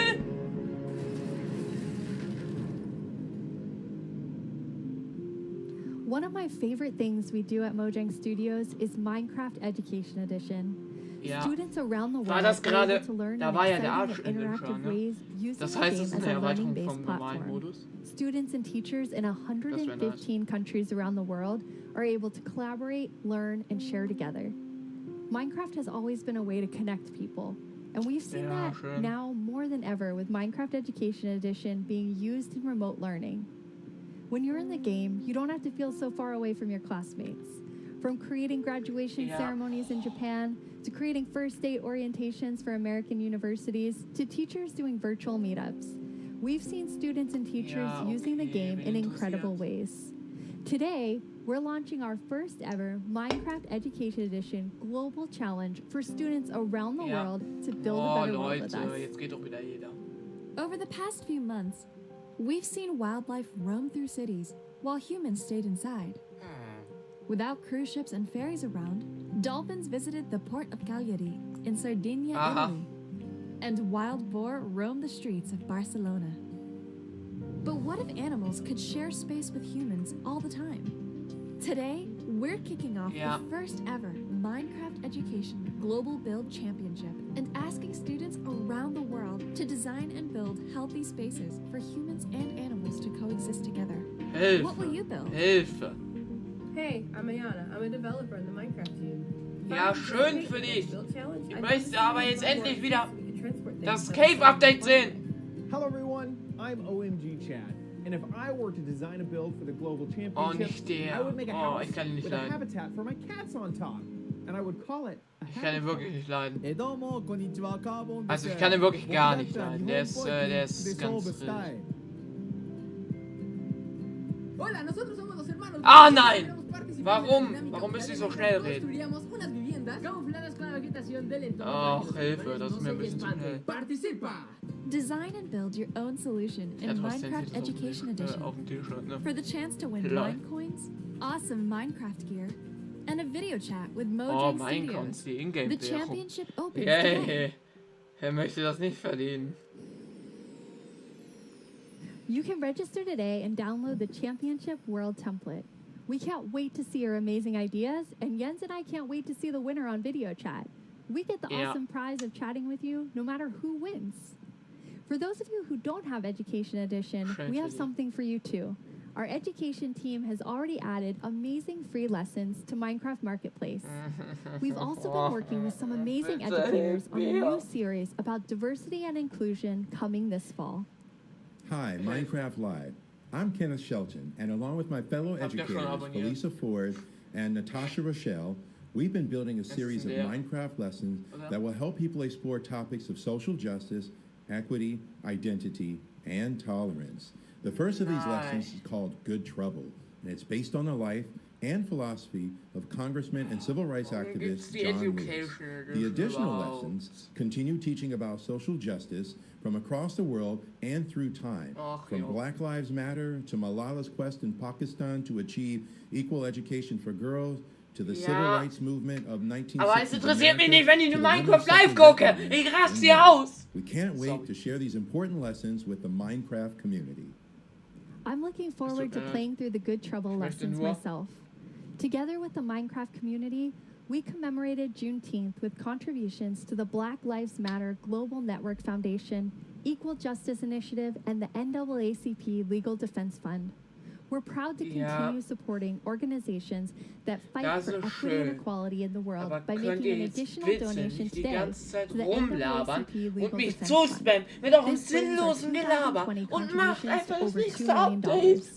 Beyond this, we continue to look within our company, our products, and ourselves for how we can help create a more inclusive world. Das ist nicht so wild. Game design. Now it's time for a brand new segment of our show. You may have missed our next guest during the Minecraft update segment, but not to worry. You're about to get some dedicated time with the one and only Jeb. Hello. Hello. Thank you very much. It was very different not having you in the Minecraft update section. Yes, it's a little bit different this year. Ach so, für Minecraft Announcements sind jetzt auch an meinen the Server. ones that are actually working on the Discord-Server. features of Schaut, the games to be the ones to get to talk about them, because we feel that it gets more genuine in that way. So what are you working on then? Yeah, that's a good question. Gar nichts. No, of course, I still spend a lot of time with Vanilla and Agnes and the team, but I now work with all our products, all our games, and like the board games, and try to support our developers and designers to capture the Minecraft feeling and make them fit together. Yeah, sure. But honestly, everyone's so talented, so it's actually quite an easy job. But to help everyone in Stockholm and in Redmond, I wrote a book, a Minecraft game design book. Are you trying to sell that to everyone in the audience watching? No, this is only for Mojang Studios employees. It contains a lot of secrets. But it was helpful when the team grew to kind of explain my thoughts and ideas. Oh, Alter, hier ist gerade voll der krasse Sonnenuntergang. Ich finde das interessanter als die ganze Show. There are some guiding principles that are going to help us continue updating the game for many years to come. But you did decide to share some today, so people can kind of see what's in the Jeb game design book. Absolutely. So one of these guiding principles is it maybe sounds obvious, but that is it's always one block at a time. You place one block, you remove one block, you pull one lever, and you trigger one TNT, and of course that causes a big explosion. But at the core, the interaction is always one block at a time. And it's not only important for the way you play the game, but it's also if you're playing together with someone, let's say you're building a house or something, then I will be able to observe what you're doing and quickly understand where you're going, and then I can help you, and every block counts. If you would just copy paste or make templates and such, then it would be a little bit harder to collaborate.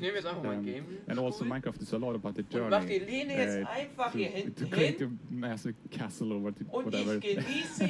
But so it's important to retain that feeling. And you have another principle, but it applies pretty directly to a community question that we have. Und deshalb entertaine ich euch heute. Hilfe, wer ist das? Wer ist das jetzt? So bin ich nämlich auch viel entspannter. Ihr wisst, das ist immer so. Ja. Und wenn jetzt nichts Interessantes kommt, dann bin ich wahrscheinlich oder ich beobachte jetzt gleich einfach den Sonnenuntergang. Yes. The Chinese community inspired me to try to take on a new language, but I have a long way to go, honestly. But about the question, if we're going to add things like natural disasters, that kind of contradicts one of our other guiding principles, that bad things happen, but they're technically the player's fault. Vielleicht könnt ihr auch den Stream teilen. Yes, in the sense that it was either caused by a player, like a griefer or summoning the wither, or a player was nearby, such as when a creeper explodes. So whenever something bad happens, we want to make sure that the players are either actively taking part of that or have a way to prevent it from happening.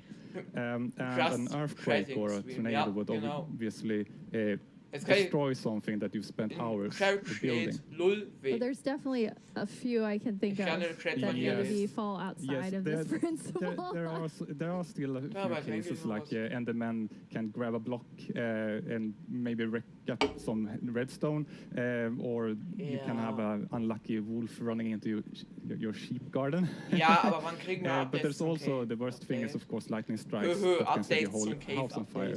But I'm hoping that Agnes and the team may have a plan for that. Exciting. So what's the last feature you were active in developing?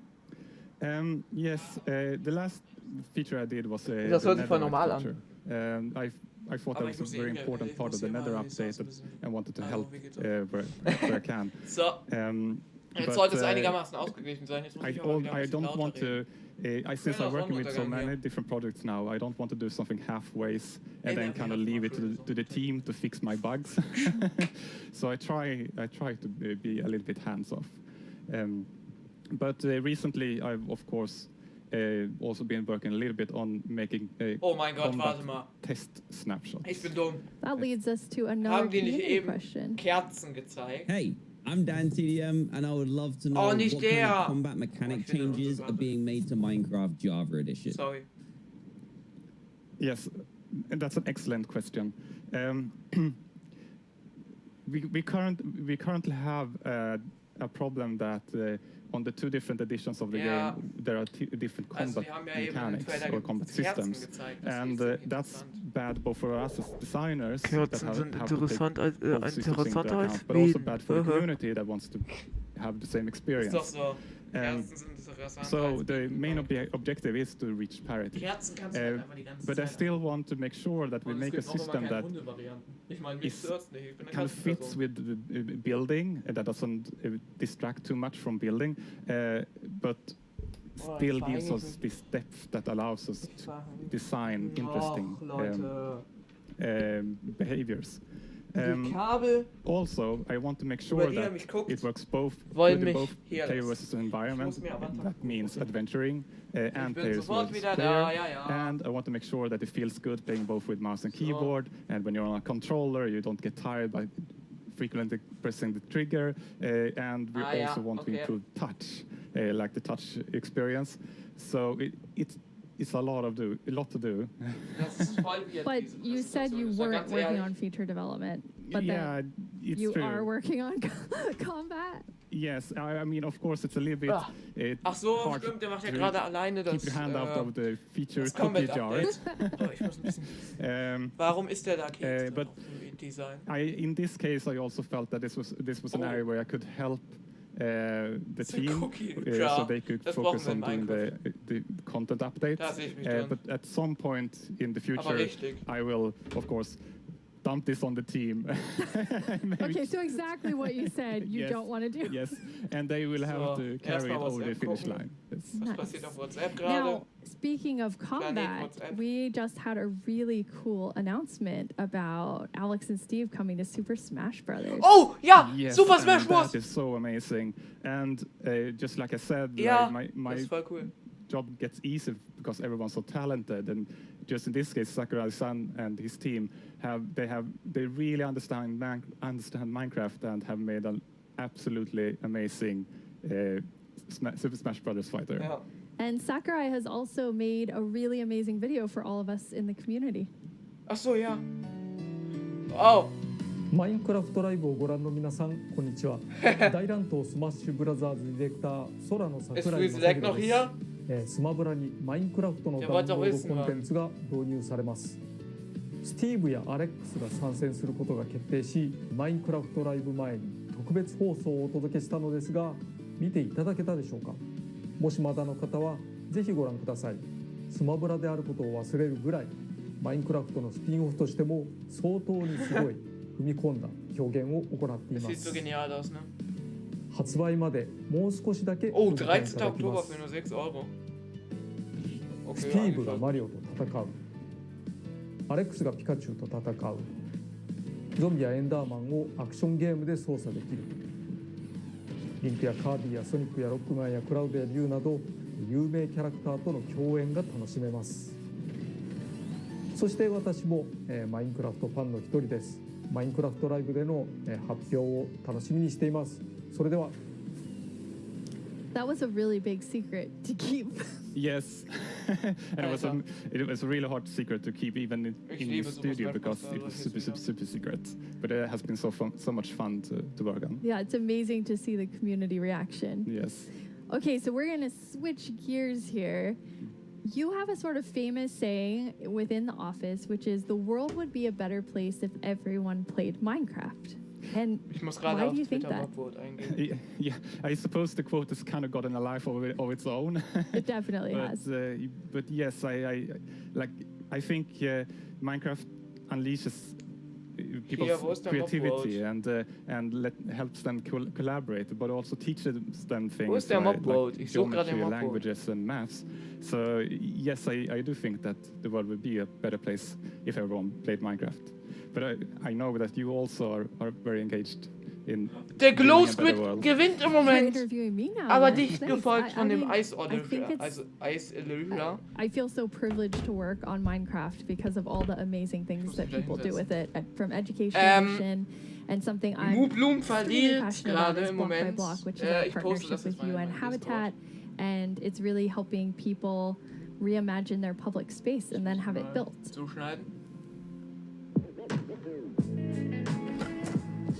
So. I love this place. It's such a nice area. Okay. But it has not always been like this. Speichern. Well, before, the area felt very cold and unsafe. Basically, it was just an abandoned place. Block by Block is a program created by Mojang and UN Habitat where we use Minecraft to help community members redesign their neighborhoods. Kosovo has been impacted by years of conflict, and in those situations, we often see communities divided and public spaces neglected.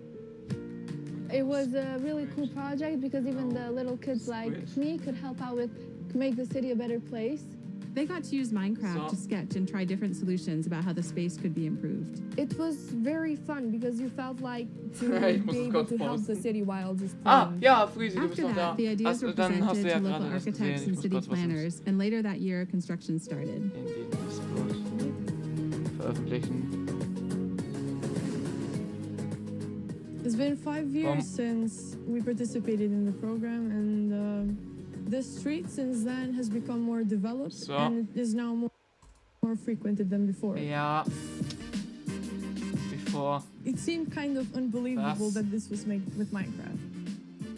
So seeing my own idea as a kid, changing a whole area in my city, it was very special to me.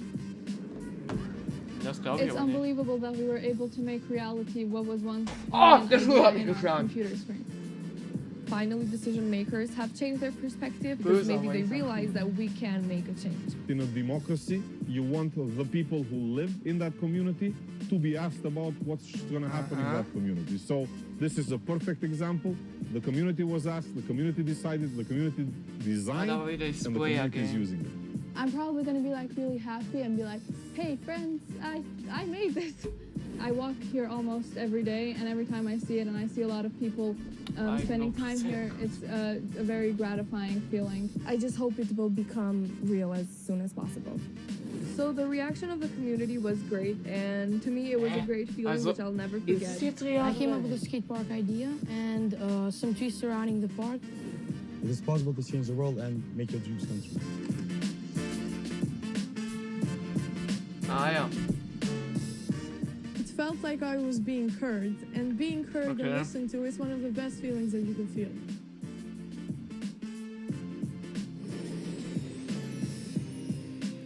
I actually was able to go to Kosovo at the start of that project, and it's just amazing to see the transformation using Minecraft. Yeah, it's amazing. Jens, you must have seen a lot of amazing things. You're about to hit your 10-year anniversary at Mojang Studios in like 2 or 3 months. Yes, it's true. Yeah, it has been an amazing journey these 10 years, and I have had so much fun working on Minecraft. But of course, I'm also a Minecraft player, and we're all like with the community. And in the end, it's really the players and the community that gives everything its purpose. Yeah, absolutely. And from myself as part of the community, I just want to say, like, thank you for the 10 years and all that you've done for Minecraft. It's made a huge difference in my life, and I think many people watching right now. Thank you. Okay. Thank you so much, Jens. Last year at Live, we announced the Nether update. Maybe since then you've been wondering about what it would be like to attend a Nether ballet. Wonder no more. Our friends at Element Animation will dance us through all the new Nether features.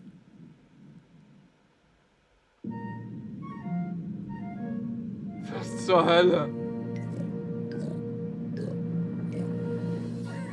Ach du Scheiße. Ach du heilige Scheiße.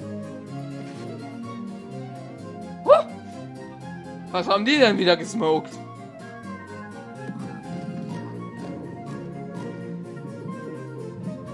Ach du Scheiße. Junge. Warum existiert das?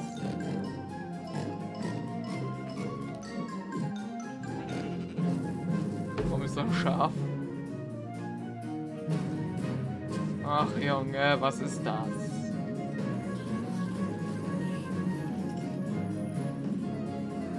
Ach du Scheiße. Hilfe.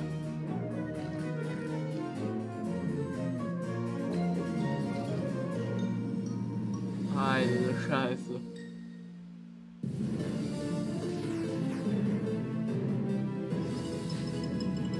Oh! The results of the first round of voting are in.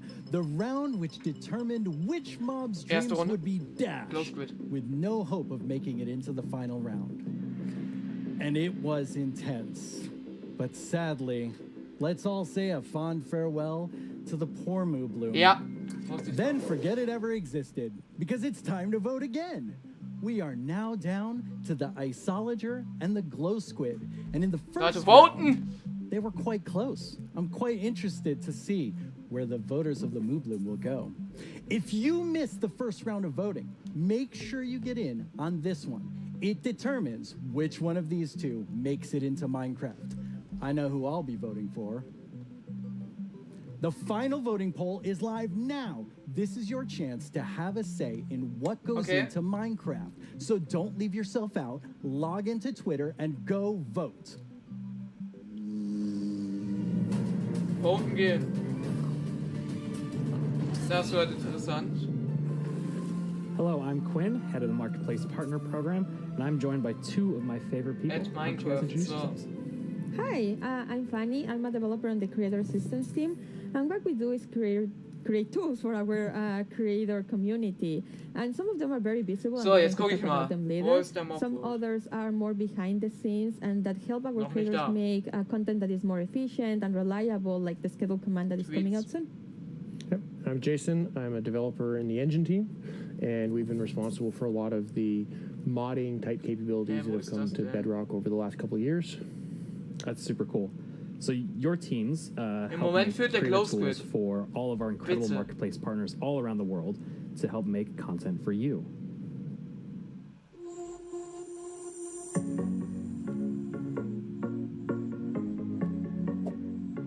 Kia ora koutou mā, ko Whete tēnei from Piki Studios here in Aotearoa.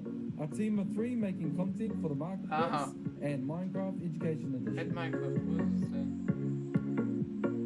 Neueste. I'm Beni from Zombini, and I run a small studio based in California. Wir sehen sehr viel Glows. We create lots of marketplace content, and I've been making tutorials for the last 7 years to teach others how to make their own Minecraft skins. Ah ja. Hilfe. Minecraft Live. My name is Mark. Wo ist der Mob-Vote, Leute? And we are 15 working here in the Philippines.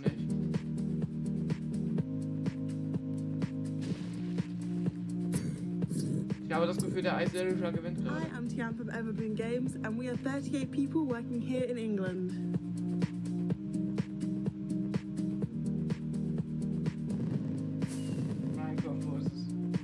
Hi, Minecraft Live. This is Lizcraft, and we hope you like our stuff on the marketplace. Ach, Leute.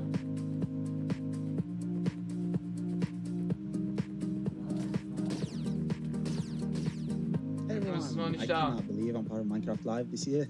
My name is Acer, aka StarkTMA from MC Texels, and we are super excited about the new updates.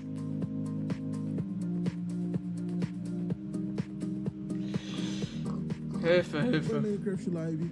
Eu sou o Gabriel, diretor da Irium Studios, e a gente tem cerca de 5 participantes na nossa equipe. Somos todos brasileiros. Da. I'm Vicky, also known as Geeky Pixels from NetherPixel Studios, and I get to spend my days making content and working with awesome people.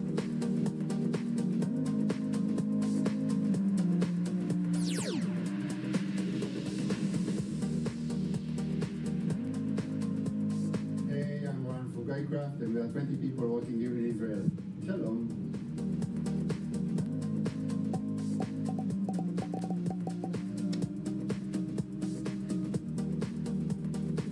And the best part is all these features can be used by all creators. So what do you have to show us today? Yeah, so for the last couple of years, we've been doing a lot of work with the entities in the game. So this time, we've doubled down and gotten it so that we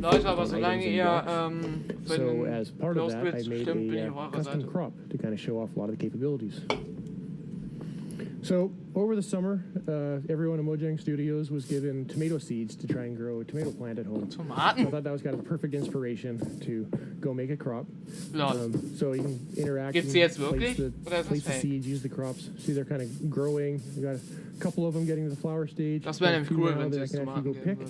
So in this case, I've made them work like the sweet berry bush, where you can just right-click on them. Das ist aber voll cool. I think tomatoes taste disgusting, so I thought it was better to make them as a Ja, lol. Okay, ist es nicht gerade fair. Gwen and I had some fun. We were throwing them around. It's harmless, or sort of harmless. Yeah, totally harmless. Yeah. Not in the lava. It was mostly by accident. But tomatoes will actually rot on the vine as well, and if they rot for too long, you get a little rotten tomato monster that can spawn from it. So I'm gonna fight him off here. But yeah, he throws rotten tomatoes. They don't fly as far as a regular tomato, but they knock you back a lot more. But kind of based off all this stuff, I think tomatoes maybe aren't the best idea. So I'm gonna get rid of all my plants and never grow them again. Yeah, I agree with you on this one. So all these healthy. That's true. They are pretty healthy. So with all of these new custom crops, you know, creators can go and make some really cool kind of like farming style maps. Oh, definitely. So like, I think crops are a great example of showing off how they all can kind of come together, because you get the items that you can get there. Normally you would eat the item, but or you can make projectiles. But they also have the ability to get events that are fired from things like a tick event. So as that event is fired, you can make the block run through multiple stages of growth. And eventually ich wusste es, der Bildschirm ist gefreezed. At various stages of growth and stuff like that. Yeah, I thought it was really cool how you could interact with them like a normal berry bush, but then, you know, get the tomato out. Yeah, it's just another it's an interactive event that you can key into. Yeah. And then there's a tomato monster there at the end, too. Yeah, I call him Tomo. Little Tomo, it's so cute. It's not even scary, but ich darf nicht den Bildschirm umschalten, weil sonst freest das. Combining events and commands. That's Weiß one of the nicht features warum. that our creators have requested for so long. Just having commands to be able to run them when something happens. So now, instead of also in addition to doing it with actors, you can also do it with blocks and items. In this case, as the flower is rotting, you can disappear that crop and also summon a tomato monster, a Tomo monster. Yes. Well, that's really cool, because like I can totally see creators like using all of those combinations of features to make some like really cool like adventures maps. Yeah. Like, for example, the little adventure that we can show you, where we were going to the desert, and then we found this mysterious golden skull, and also an equally mysterious pedestal in the middle of the desert. So we decided to place our golden skull over there and see what happened. And yes, we have a mountain that is hollow. And as the brave warriors that we are, we went exploring, and obviously we found some creepy monsters inside. Luckily, we have our trusty custom sword to fight them off. I'm not sure if we even survived that. Yeah, that doesn't seem very safe. No, not at all. But that pedestal, I know that's one of the most requested features, block models. Yeah, so I've been super excited that we finally be able to get block models in. It's something we've been wanting to do for years, and we were finally able to work on them and get them in. So we got it working with using the same formats that we've been using for the entities, so the same tools that people have been using to build custom mobs, they can use to build the blocks with. Oh, that's cool. So you don't even have to like learn a new skill. You can just continue. It's almost identical. That's awesome. And then I noticed on the hotbar with the golden skull, there was like a little red triangle. What was that? Yes, it's a new feature that we're calling item lock. I don't know if you found yourself sometimes just going through some content and you have this special item and then you die and you lose it, or maybe you drop it accidentally. Now we've made it so that creators can actually lock something on your inventory, so that when you die or you press Q, it won't go away. That way you don't lose your mysterious golden skull to unlock the next stage. So nice. I was gonna say that makes it super easy, because I've definitely been in an adventure map and I lost the key on accident, and then I had to go and try and fix that. Yeah. And then when you place the skull, there was a lot going on in the background. Like, there's three features to talk about right there. The first one is like we wanted to give more power to creators with cameras. This one is just a small one where we just shake the screen. I don't know if you noticed that one. And then you can help players convey something like there's an earthquake going on, or maybe something's going to about to fall over you. So you can do that with this new tool. Or dinosaurs. Or dinosaurs. Get a dinosaur steps. Yes. The second one that we noticed there is structures. You can now place them using commands, whereas before you had to be using a structure block, which is more complicated and time-consuming. Now you can do it much more easily. And as part of those commands, you can now animate the structure placement. For those that know this, like the mountain was opening, and that was just a structure animating. We provide a couple of effects. One is just like a 3D printing animation, and the other one is layer by layer. And yeah, you can combine them to just achieve very cool effects. Yeah, I can see like creators, using those to add just another level of polish to their world. Exactly. Absolutely. And then I recognize those scorpions. Yeah, well, the desert theme, it felt appropriate to bring them back. They've always been one of my personal favorite custom mobs that I've ever built. Yeah, but after watching that video for so long, and ended up having a nightmare about having to rescue my mom from some like alien riding scorpions. It was creepy. I'm sorry, that was not the intention. It was creepy and funny. Yeah. Well, speaking of aliens, I know our team put together a really cool sci-fi parkour map that, they made you run through, Jason. Yeah, I'm pretty sure they knew this when they asked me to run through it, but I'm pretty awful at parkour. No, so it took a few tries to get a clean run through. But at the beginning here, it's a pretty typical sort of parkour map of running and jumping, but we definitely have some twists up ahead. And here's kind of the first one of, even I know I can't make that jump. So let's see what's in the chest. And we got a Sliminator. So I'm pretty sure you know what to do here. So now, hopefully, I will jump and be able to clear this gap. And please, yes. Make it up. So get teleported to the next section, kind of make it along, and see what next obstacle we have. So now I know the chests have useful things in them. So we got a Blockinator, and we'll throw that across and get a little platform. Now I can make this jump. Even I can make that jump. And we got the hot dog, or the cyber dog, and float up. But it poisoned me, so I needed to use the antidote to rescue me there. Get across and get through here. Now we got a wall in the way, so let's see what tool we have to get through the wall. And insta-presto, and get through here. Diese ganzen Tweets, die gehen ultra ab Keep going along. Aber das interessiert mich gerade so gar nicht. This should be our last obstacle here, but I can see the teleport pad, but I can't quite get to it. But that shaft up above looks promising, along with the ladder. Let's go up and see what we get here. Ja, kommt, mach einfach weiter block mit breaks, Pro, so I can get the ehrlich, teleporter. so And Fanny's already there. You made Of it. course. Yeah, finally. Wow, that's 86 cool. times. I love the pretty good. aesthetic of that too, as Ja. well, like all the art and things. So those teleport ganz blocks, cool, aber those seem like a really cool way to add like macht another einfach level of immersion to the worlds you're creating. Yeah, with data-driven items and blocks, we get so many new events that you can act on. Like, for example, in the case of the teleporters, you can step on it, and then an event would trigger, and you can react in so many ways. You can add particles, or in this case, for example, das ist doch you run a lame. series of commands and just teleport you to the Das next interessiert doch area. jetzt keinen. That's awesome. And I love the Sliminator, the Blockinator, and the Magic Wand. I've never seen items do that before. Yeah, so that's another example of how combining the same tools you can achieve so many different effects. For example, the Sliminator was just using the event and the replace.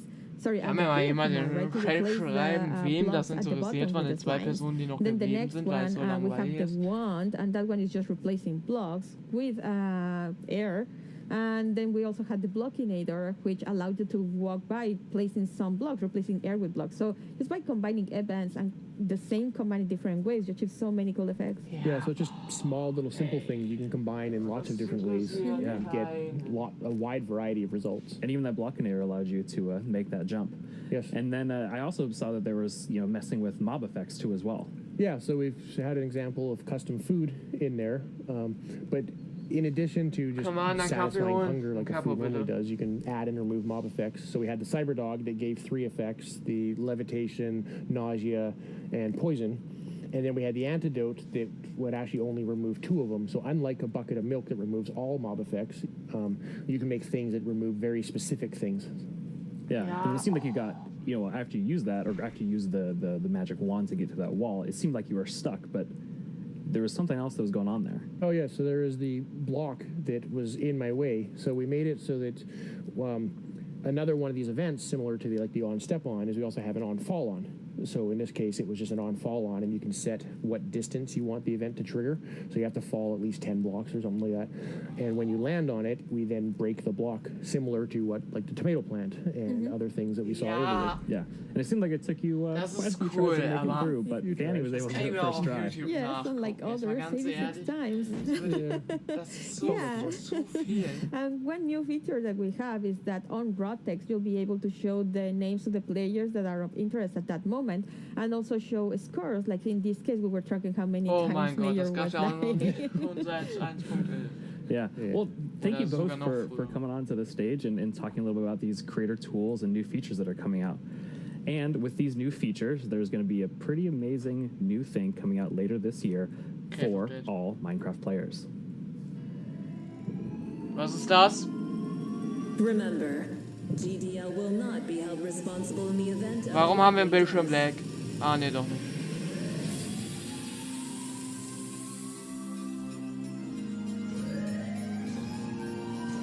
Your descent will begin in 3, Ja. 2, 1. Ach so, das.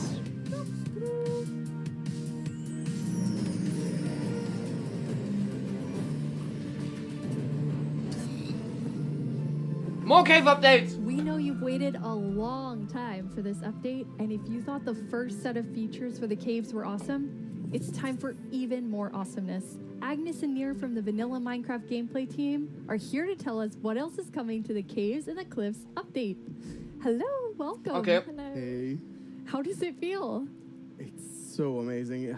It's so awesome to finally be able to share that with everyone.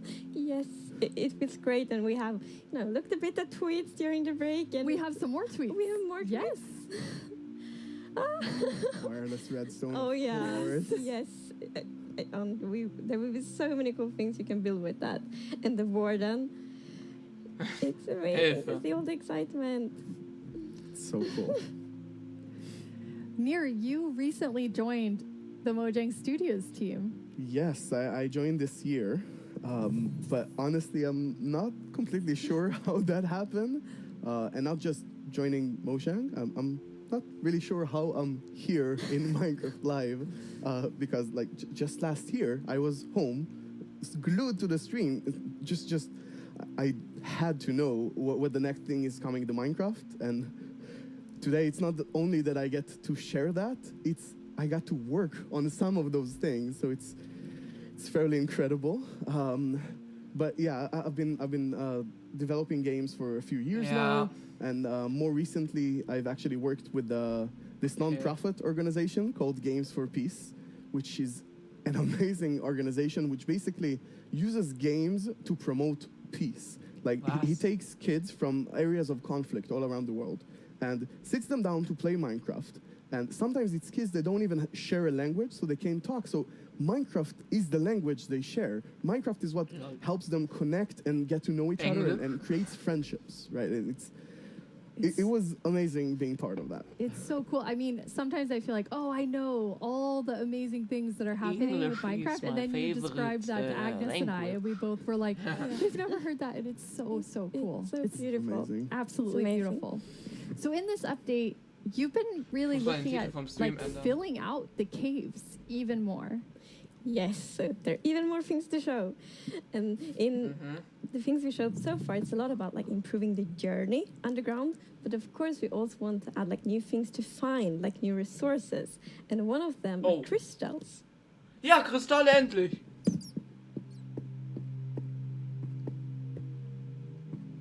Endlich Kristalle. Das sieht cool aus. LOL.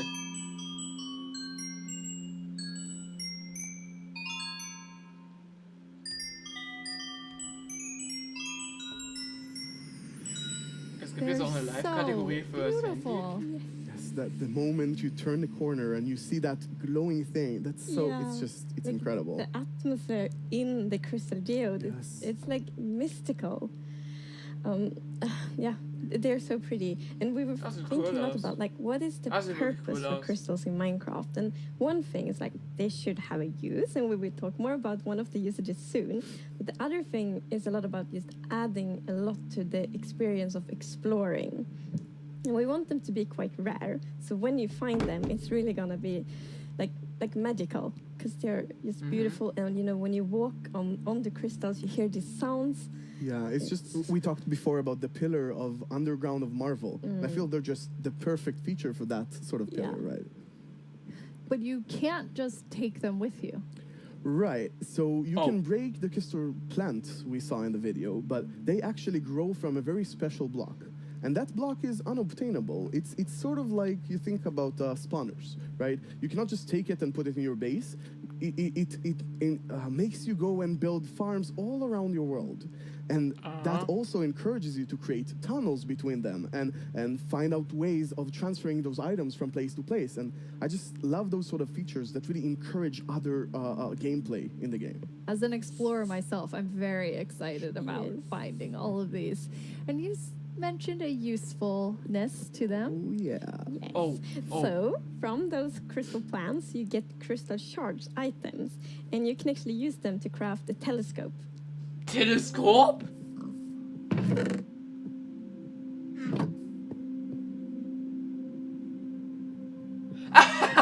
LOL.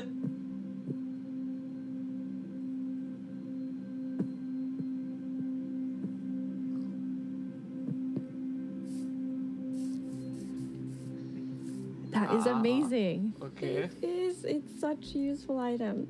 Super cool. And the cool thing is that, so yes, you use the crystal shards to craft them, but you also need something more, and that's also a new thing that we added. Okay. Was ist es? Kupfer! Endlich! Hey, das ist cool.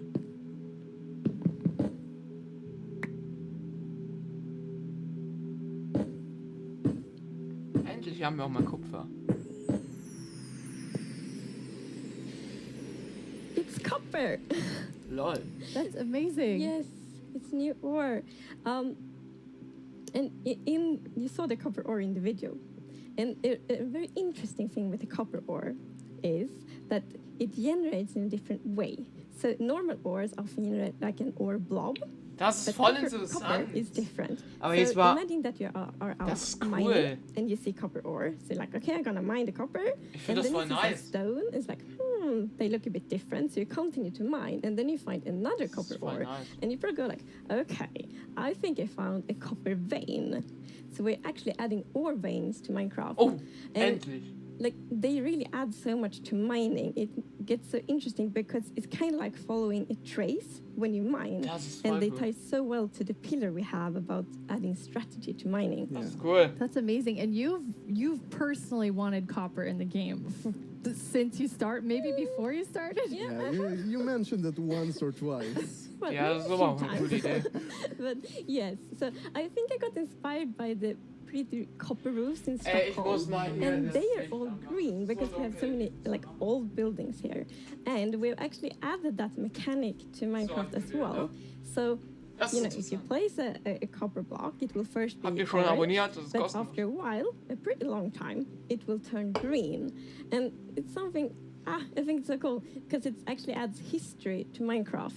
Because, for example, if you have a really old Minecraft world, then you can see on like a house and like, oh, the roof turned all green, and then you know that house has been there for a really long time. Oh.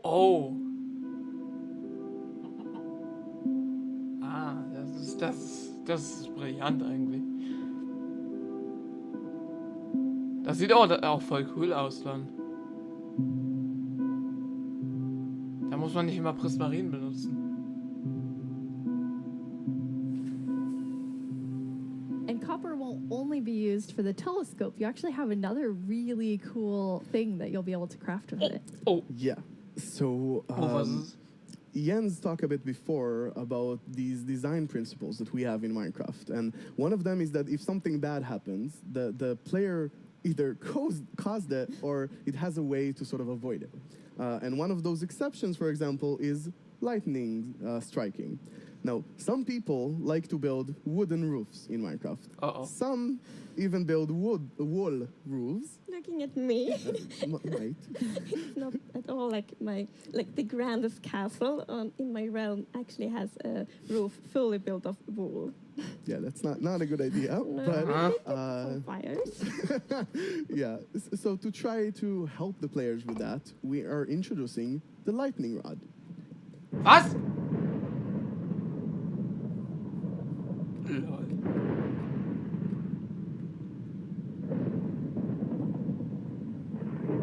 Ein Blitzabfänger in Minecraft. Lol.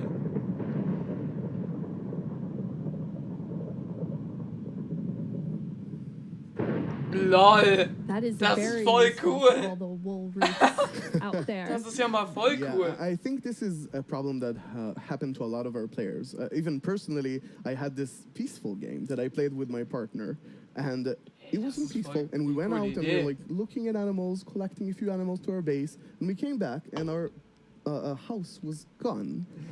And I was quite confused because I consider myself to be someone who knows a bit about Minecraft, and there are no creepers, there are no Endermen. So what happened? We figured that probably a lightning strike hit and burned down the house, and we were quite traumatized because we were not prepared for this. So I think this lightning rod is really gonna help with that. Yeah, now you don't have to worry about that. No, I'm gonna place like lightning rods everywhere on my wool roof. Good. Will be perfect. Good.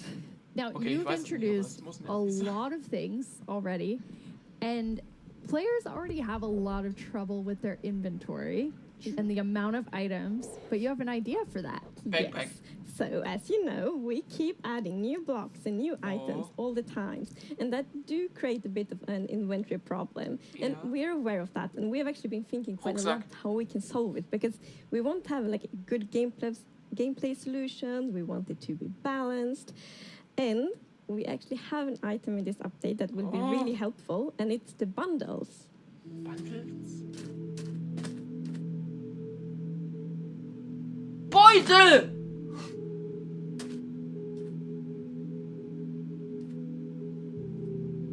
LOL!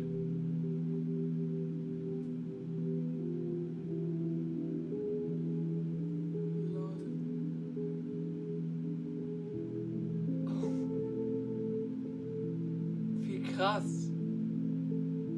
Das ist ja mal voll cool.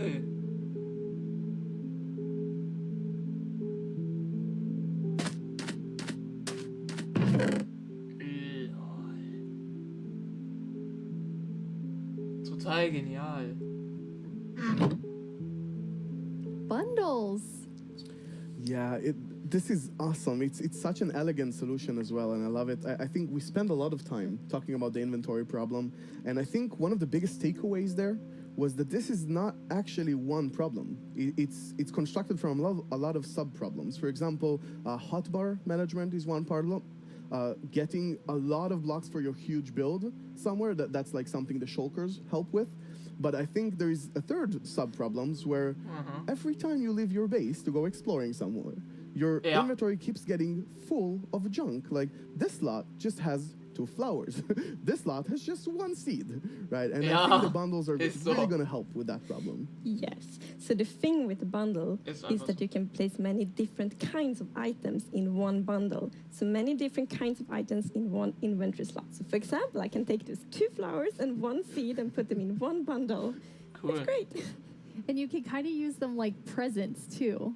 Oh yes, I'm so excited about seeing what players do them in like shopping district, right? You can have the bundle of the day, which has a bunch of things with it, or you can have secret bundles where you have 3 of them in a chest, but you get a random one. I think it's really going to be cool. Yes, and for example, if your friend has a birthday, you can put like your prettiest item in the bundle because it looks like a gift wrapper, and then you can give it to your friend. That's so cool. We've talked so much today on the like really game design side, but how do you work on the art side? We actually have a very close collaboration with the art team, and it's great.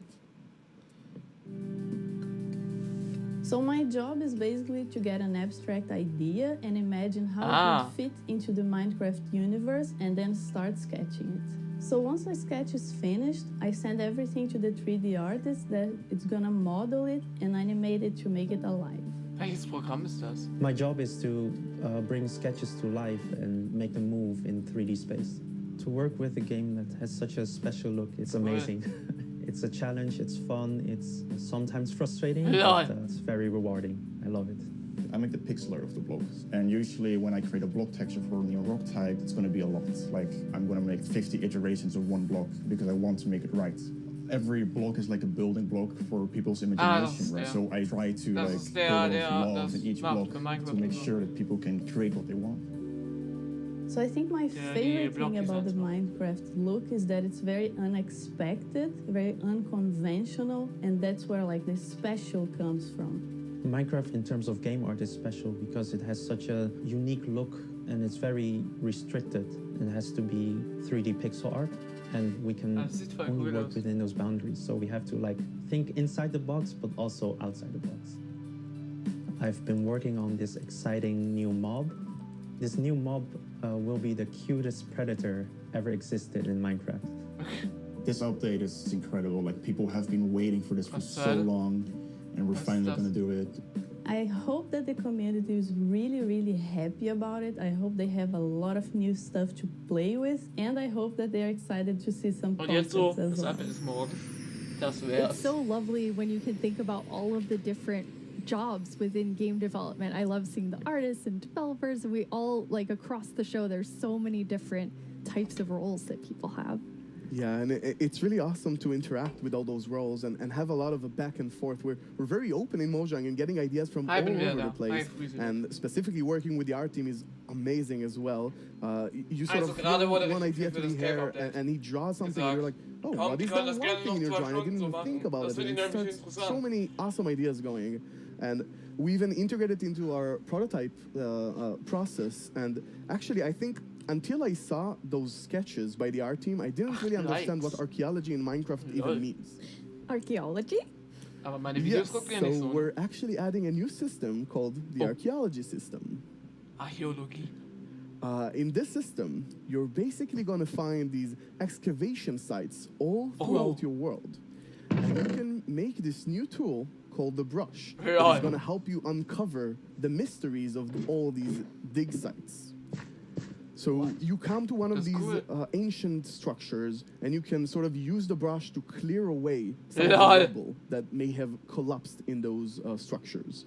And sometimes you might even find something shiny inside them. But, and this is important, if you are not careful enough, like in real life, you can destroy that artifact. And when that artifact is gone, that artifact and all the secrets it held are gone forever. But if you're careful enough, if you take your time and you're deliberate, you can get some of those hidden artifacts. And for example, here we got a ceramic shard, which is basically how whoever lived here used to tell and pass on their stories. Das ist voll cool. I love the story side of the archaeology. Because we often talk about that we want to deepen the mystery in Minecraft. And when you find these hidden artifacts, you kind of find like connections and hints. And we will never tell the full story, but these will inspire the players to tell their own stories about their own Minecraft worlds. Exactly. I think it's going to be really exciting to see what players do with them. For example, here we see an exhibition that someone built for this, where he can compare all the different clues he finds, right, and try to preserve whatever was down here, and he can compare what we found with whatever new thing, and sort of try to connect the pieces, right? And here we see those pieces connected in a clay pot, actually trying to reconstruct them back. And you can create that however you like. You can create your own stories or try to guess how those pieces used to connect. It's also to be very creative with these new pots because you can put the shards in any way you want. Exactly, and when you're pleased with your creation, you can fire them up, and you have your own painted clay pot. It's pretty. So, Nir, is this programmer art still? Cool. Yeah, the art we're seeing is still work in progress, but I personally like the dragon. I think it's cute. Yeah, it didn't say programmer art isn't pretty. Yeah, the problem is the artists are way too good. Yeah. They just make us look bad. I don't know. archaeology is amazing. I mean, the excavation site is so incredible. I'm so excited about this. Das hat wieder mehr Story. A lot of time about it. I actually got to do a lot of awesome conversations with actual archaeologists from all around the world, and it's been. Honestly, I sort of feel like I got so passionate about it myself that their passion sort of stuck to me. Voll cool. And it's so amazing to learn more about this, and I'm really excited to see where it goes from here. And you have a dev diary Habt ihr schon on our abonniert? YouTube channel where you kind of explore all of the archaeology even more. Yeah, it's honestly really exciting. So I had so much fun with this, and I learned so much that I decided that it can't stop with me. So we're gonna do a dev diary when we're actually gonna talk to those archaeologists. And actually, we might even get to visit some interesting locations. That is amazing. Cool. Well, it feels very sad, but we're almost out of time. But we've been hinting at a new mob over the course of the show, like 3 or 4 times. So are you going to tell us about it now, please? Now we're going to tell you. It's the cutest predator you will ever meet. Oh, no. Oh. Axolotl! Also. Ein Axolotl?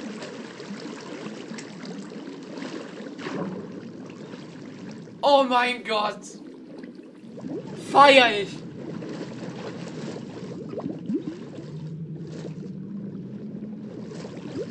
Oh, die sind süß. Oh, wir gehen einfach in. I feel like there's only one sound I can make after seeing that, which is like. It's voll cool. The axolotls. How did you decide on axolotls? Die sind cool. So, 6 Zuschauer, what the fuck, was geht jetzt ab? We really wanted to have like its own unique character. Die sind wirklich voll cool. Purpose. And it's also a very good thing if it happens to be ugly cute. Die sind süß. And the axolotl is perfect. It has all of these things. Well, I guess on the ugly cuteness, it might be quite a big emphasis on the cute side. Cool. But still. And we actually had a brainstorm in the team. So we were like, okay, we're gonna add goats, but we want to add another animal. And then one of the developers posted like a big picture of an axolotl, and we all went like, yes, this right now. It's like the definition of ugly cute. It's like made for Minecraft. Perfect. And then we also found out that als ob man die fangen kann, mega geil. Ja, finde ich auch. Ich finde das voll cool. It's good to add endangered animals to Minecraft to create awareness around that. So that's also a good thing. Like with the bees. Yes, like with the bees last year, for example.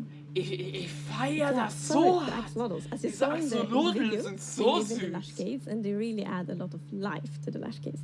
And there's also a bucket. Falls ihr das verpasst habt, ganz am Anfang, da gab's noch. Oh, guck mal, die sehen doch süß aus. That is just so cute. I don't know how to handle it, but die sehen doch süß aus. So when wie möchte man die denn nicht walking als Haustier around in haben? the Lush Caves and you see some axolotls, then you can actually scoop them up in your bucket and take them with you. So maybe you build like a pretty aquarium for them in your base, or maybe you bring them to your ocean adventure. Man kann da so viel mitmachen. Das ist so cool. Die folgen ein. Die kann man zähmen. Man kann die zähmen. Die kämpfen für einen. LOL. And now I see why you're calling them the cutest predator you'll ever meet. Exactly. So when you scoop them up in a bucket, you can actually create your own axolotl army, basically. Man kann eine Armee von denen machen. Into the oceans with them, and they will help you fight various. They'll attack cute fish as well, but they'll help you jedes fight Jahr sind so krasse Änderungen. And the guardians. And they're actually ob man die fangen kann when und die fighting guardians because they have this special Das ist ja mal voll nice. Whenever they take damage, das ist so they nice. sort of play dead. And when they're playing dead, no mob will actually attack them. So they have die this können time tot to regen spielen, back help and then also die jump tun back so, into the als fight wären sie together tot with you. und dabei And regenerieren sie Leben und dabei werden sie nicht angegriffen. With them really well, they might Warum kann man das als Spieler nicht machen? That is so cool. But ich kann auch tot spielen, so vielleicht abonnieren mich dann die Leute. You added these 2 mobs that are like as different as possible with the warden and the axolotl. Yes. Oh my God. So this update is actually a lot about contrast, which is great because creates like a dramatic player experience, which is so good.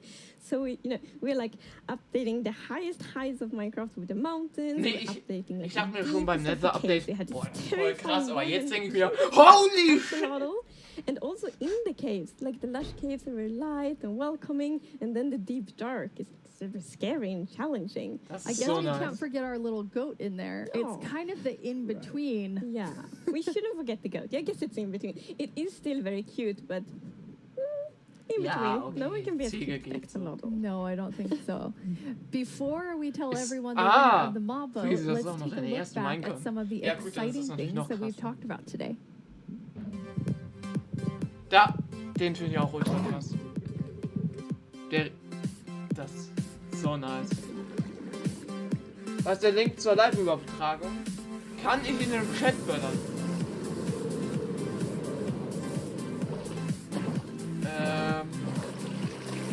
Die Live-Übertragung ist...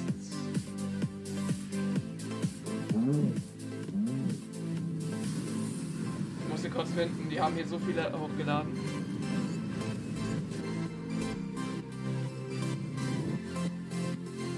So. Ich muss den Link...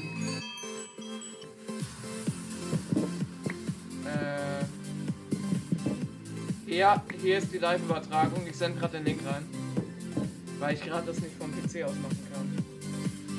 Das sollte es sein. Ja. Das ist es. Das ist so nice.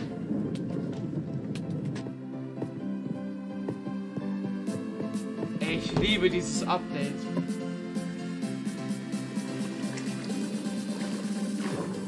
Gerne. Ich feiere dieses Update. Diese Axolotl und alles. Partymusik. Habt ihr schon den Kanal abonniert? Dann könnt ihr das jetzt machen. Ja? Before we get to our bomb vote, I think there's one more question people are really gonna want to know.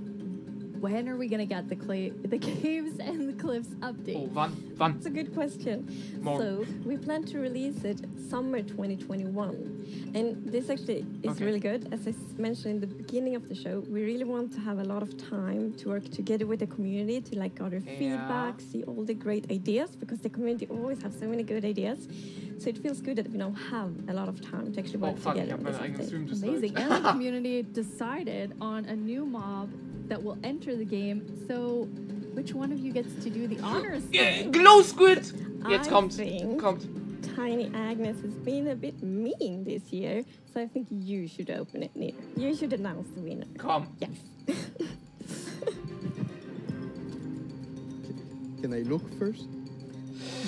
You're gonna know before. Glow Squid, bitte. Team Glow Squid gewinnt.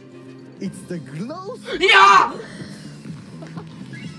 Ja, Mann! Wow. Wir haben gewonnen. Everyone was mesmerized by the glow squid. Ich hab's euch gesagt, ihr sollt den Glow Squid wählen. Ihr habt's getan. I was really not expecting that. That is so awesome. Yes, like I didn't expect it at all, but it's great. And Glow Squids will look Leute, lasst so doch auch gerne mal ein Abo da, wenn ihr kein Video mehr verpassen wollt. Das ist kostenlos. So well. Like it will be. Imagine it's all dark in the caves, and then you see the Glow Squids swimming around.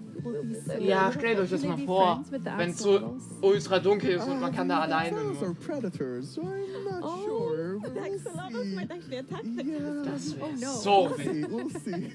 I'll talk to them. Think about it. Yes. We have committed to a lot of things, so I think we need to get work on all of the things that we've shown in the show. Yeah. For all of you watching, Minecraft wouldn't be what it is today without all of you. From all of us at Mojang Studios, thank you so much. Bye!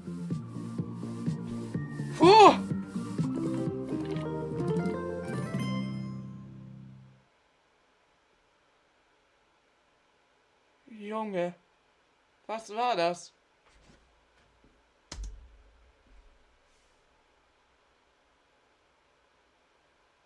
Lol. Also, jetzt ist die letzte Chance nochmal zu abonnieren.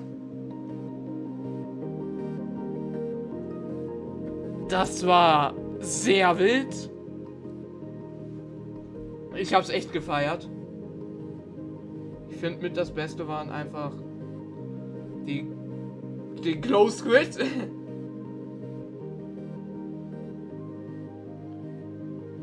Aber sowas hätte ich jetzt echt nicht erwartet. Das war eine Bombe. Hier am besten fand ich aber, wo war's? Hier. Das Biom. Hier, das ist ein Monster, das reagiert auf Lautstärke. Das ist so cool.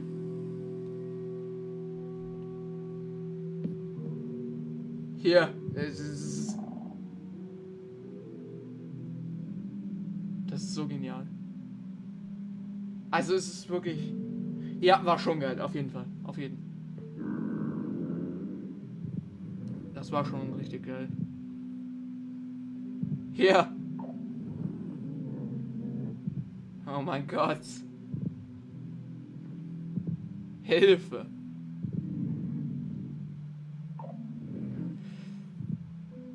Stellt euch mal vor, das in-game zu sehen. Das wäre doch so krass. Das wäre voll krank. Aber was macht der eigentlich? Nur schreien? Weil das ist eine volle Nevarit-Rüstung hier. Alter, so schnell. Das ist eine volle Nevarit-Rüstung. Und guck mal, wie viel Schaden der macht. Das ist Nevarit, ne? Das ist krank.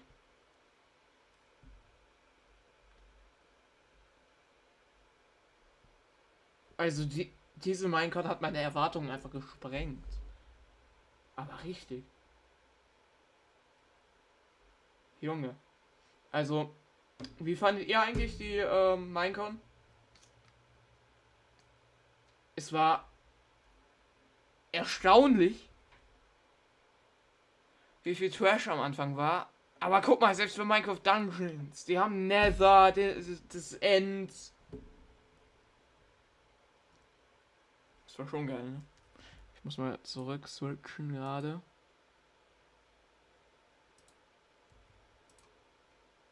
Black Screen. Wir sind ja schon seit 2 Stunden live, auch krass. Sehr wild. Wie gesagt, wenn ihr... Hammer, ja. Jetzt ist die letzte Chance nochmal zu abonnieren. Ich weiß nicht, ich glaube, ich mache jetzt den Stream auch aus. Wenn ihr abonniert, dann verpasst ihr natürlich kein Video mehr. Es ist komplett kostenlos. Kostenlos 1 und 1.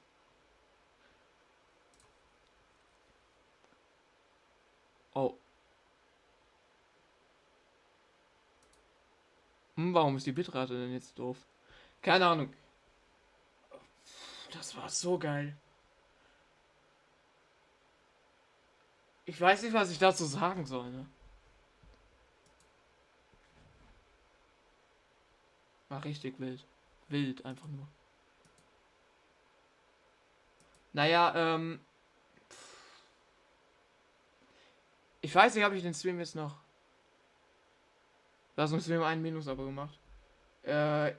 Nee, das war vor dem Stream. Das war vor dem Stream. Ich hab's gesehen. Finde ich aber auch nicht schlimm. Mich interessiert das nicht. Dann haben halt die Leute keinen Bock, meine Videos zu sehen. Man kann jetzt Highlight-Clips. Man kann jetzt Streams markieren und so auf YouTube.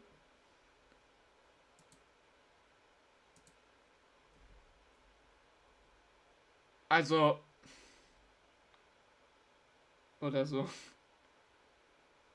Freezy, ich glaube, du möchtest ein Timeout. Schade, dass Flo nicht da ist. Der wollte ich gerne Timeout. Hab ich gehört. Aber ich muss das gerade erstmal verarbeiten. Leute, das war extrem viel.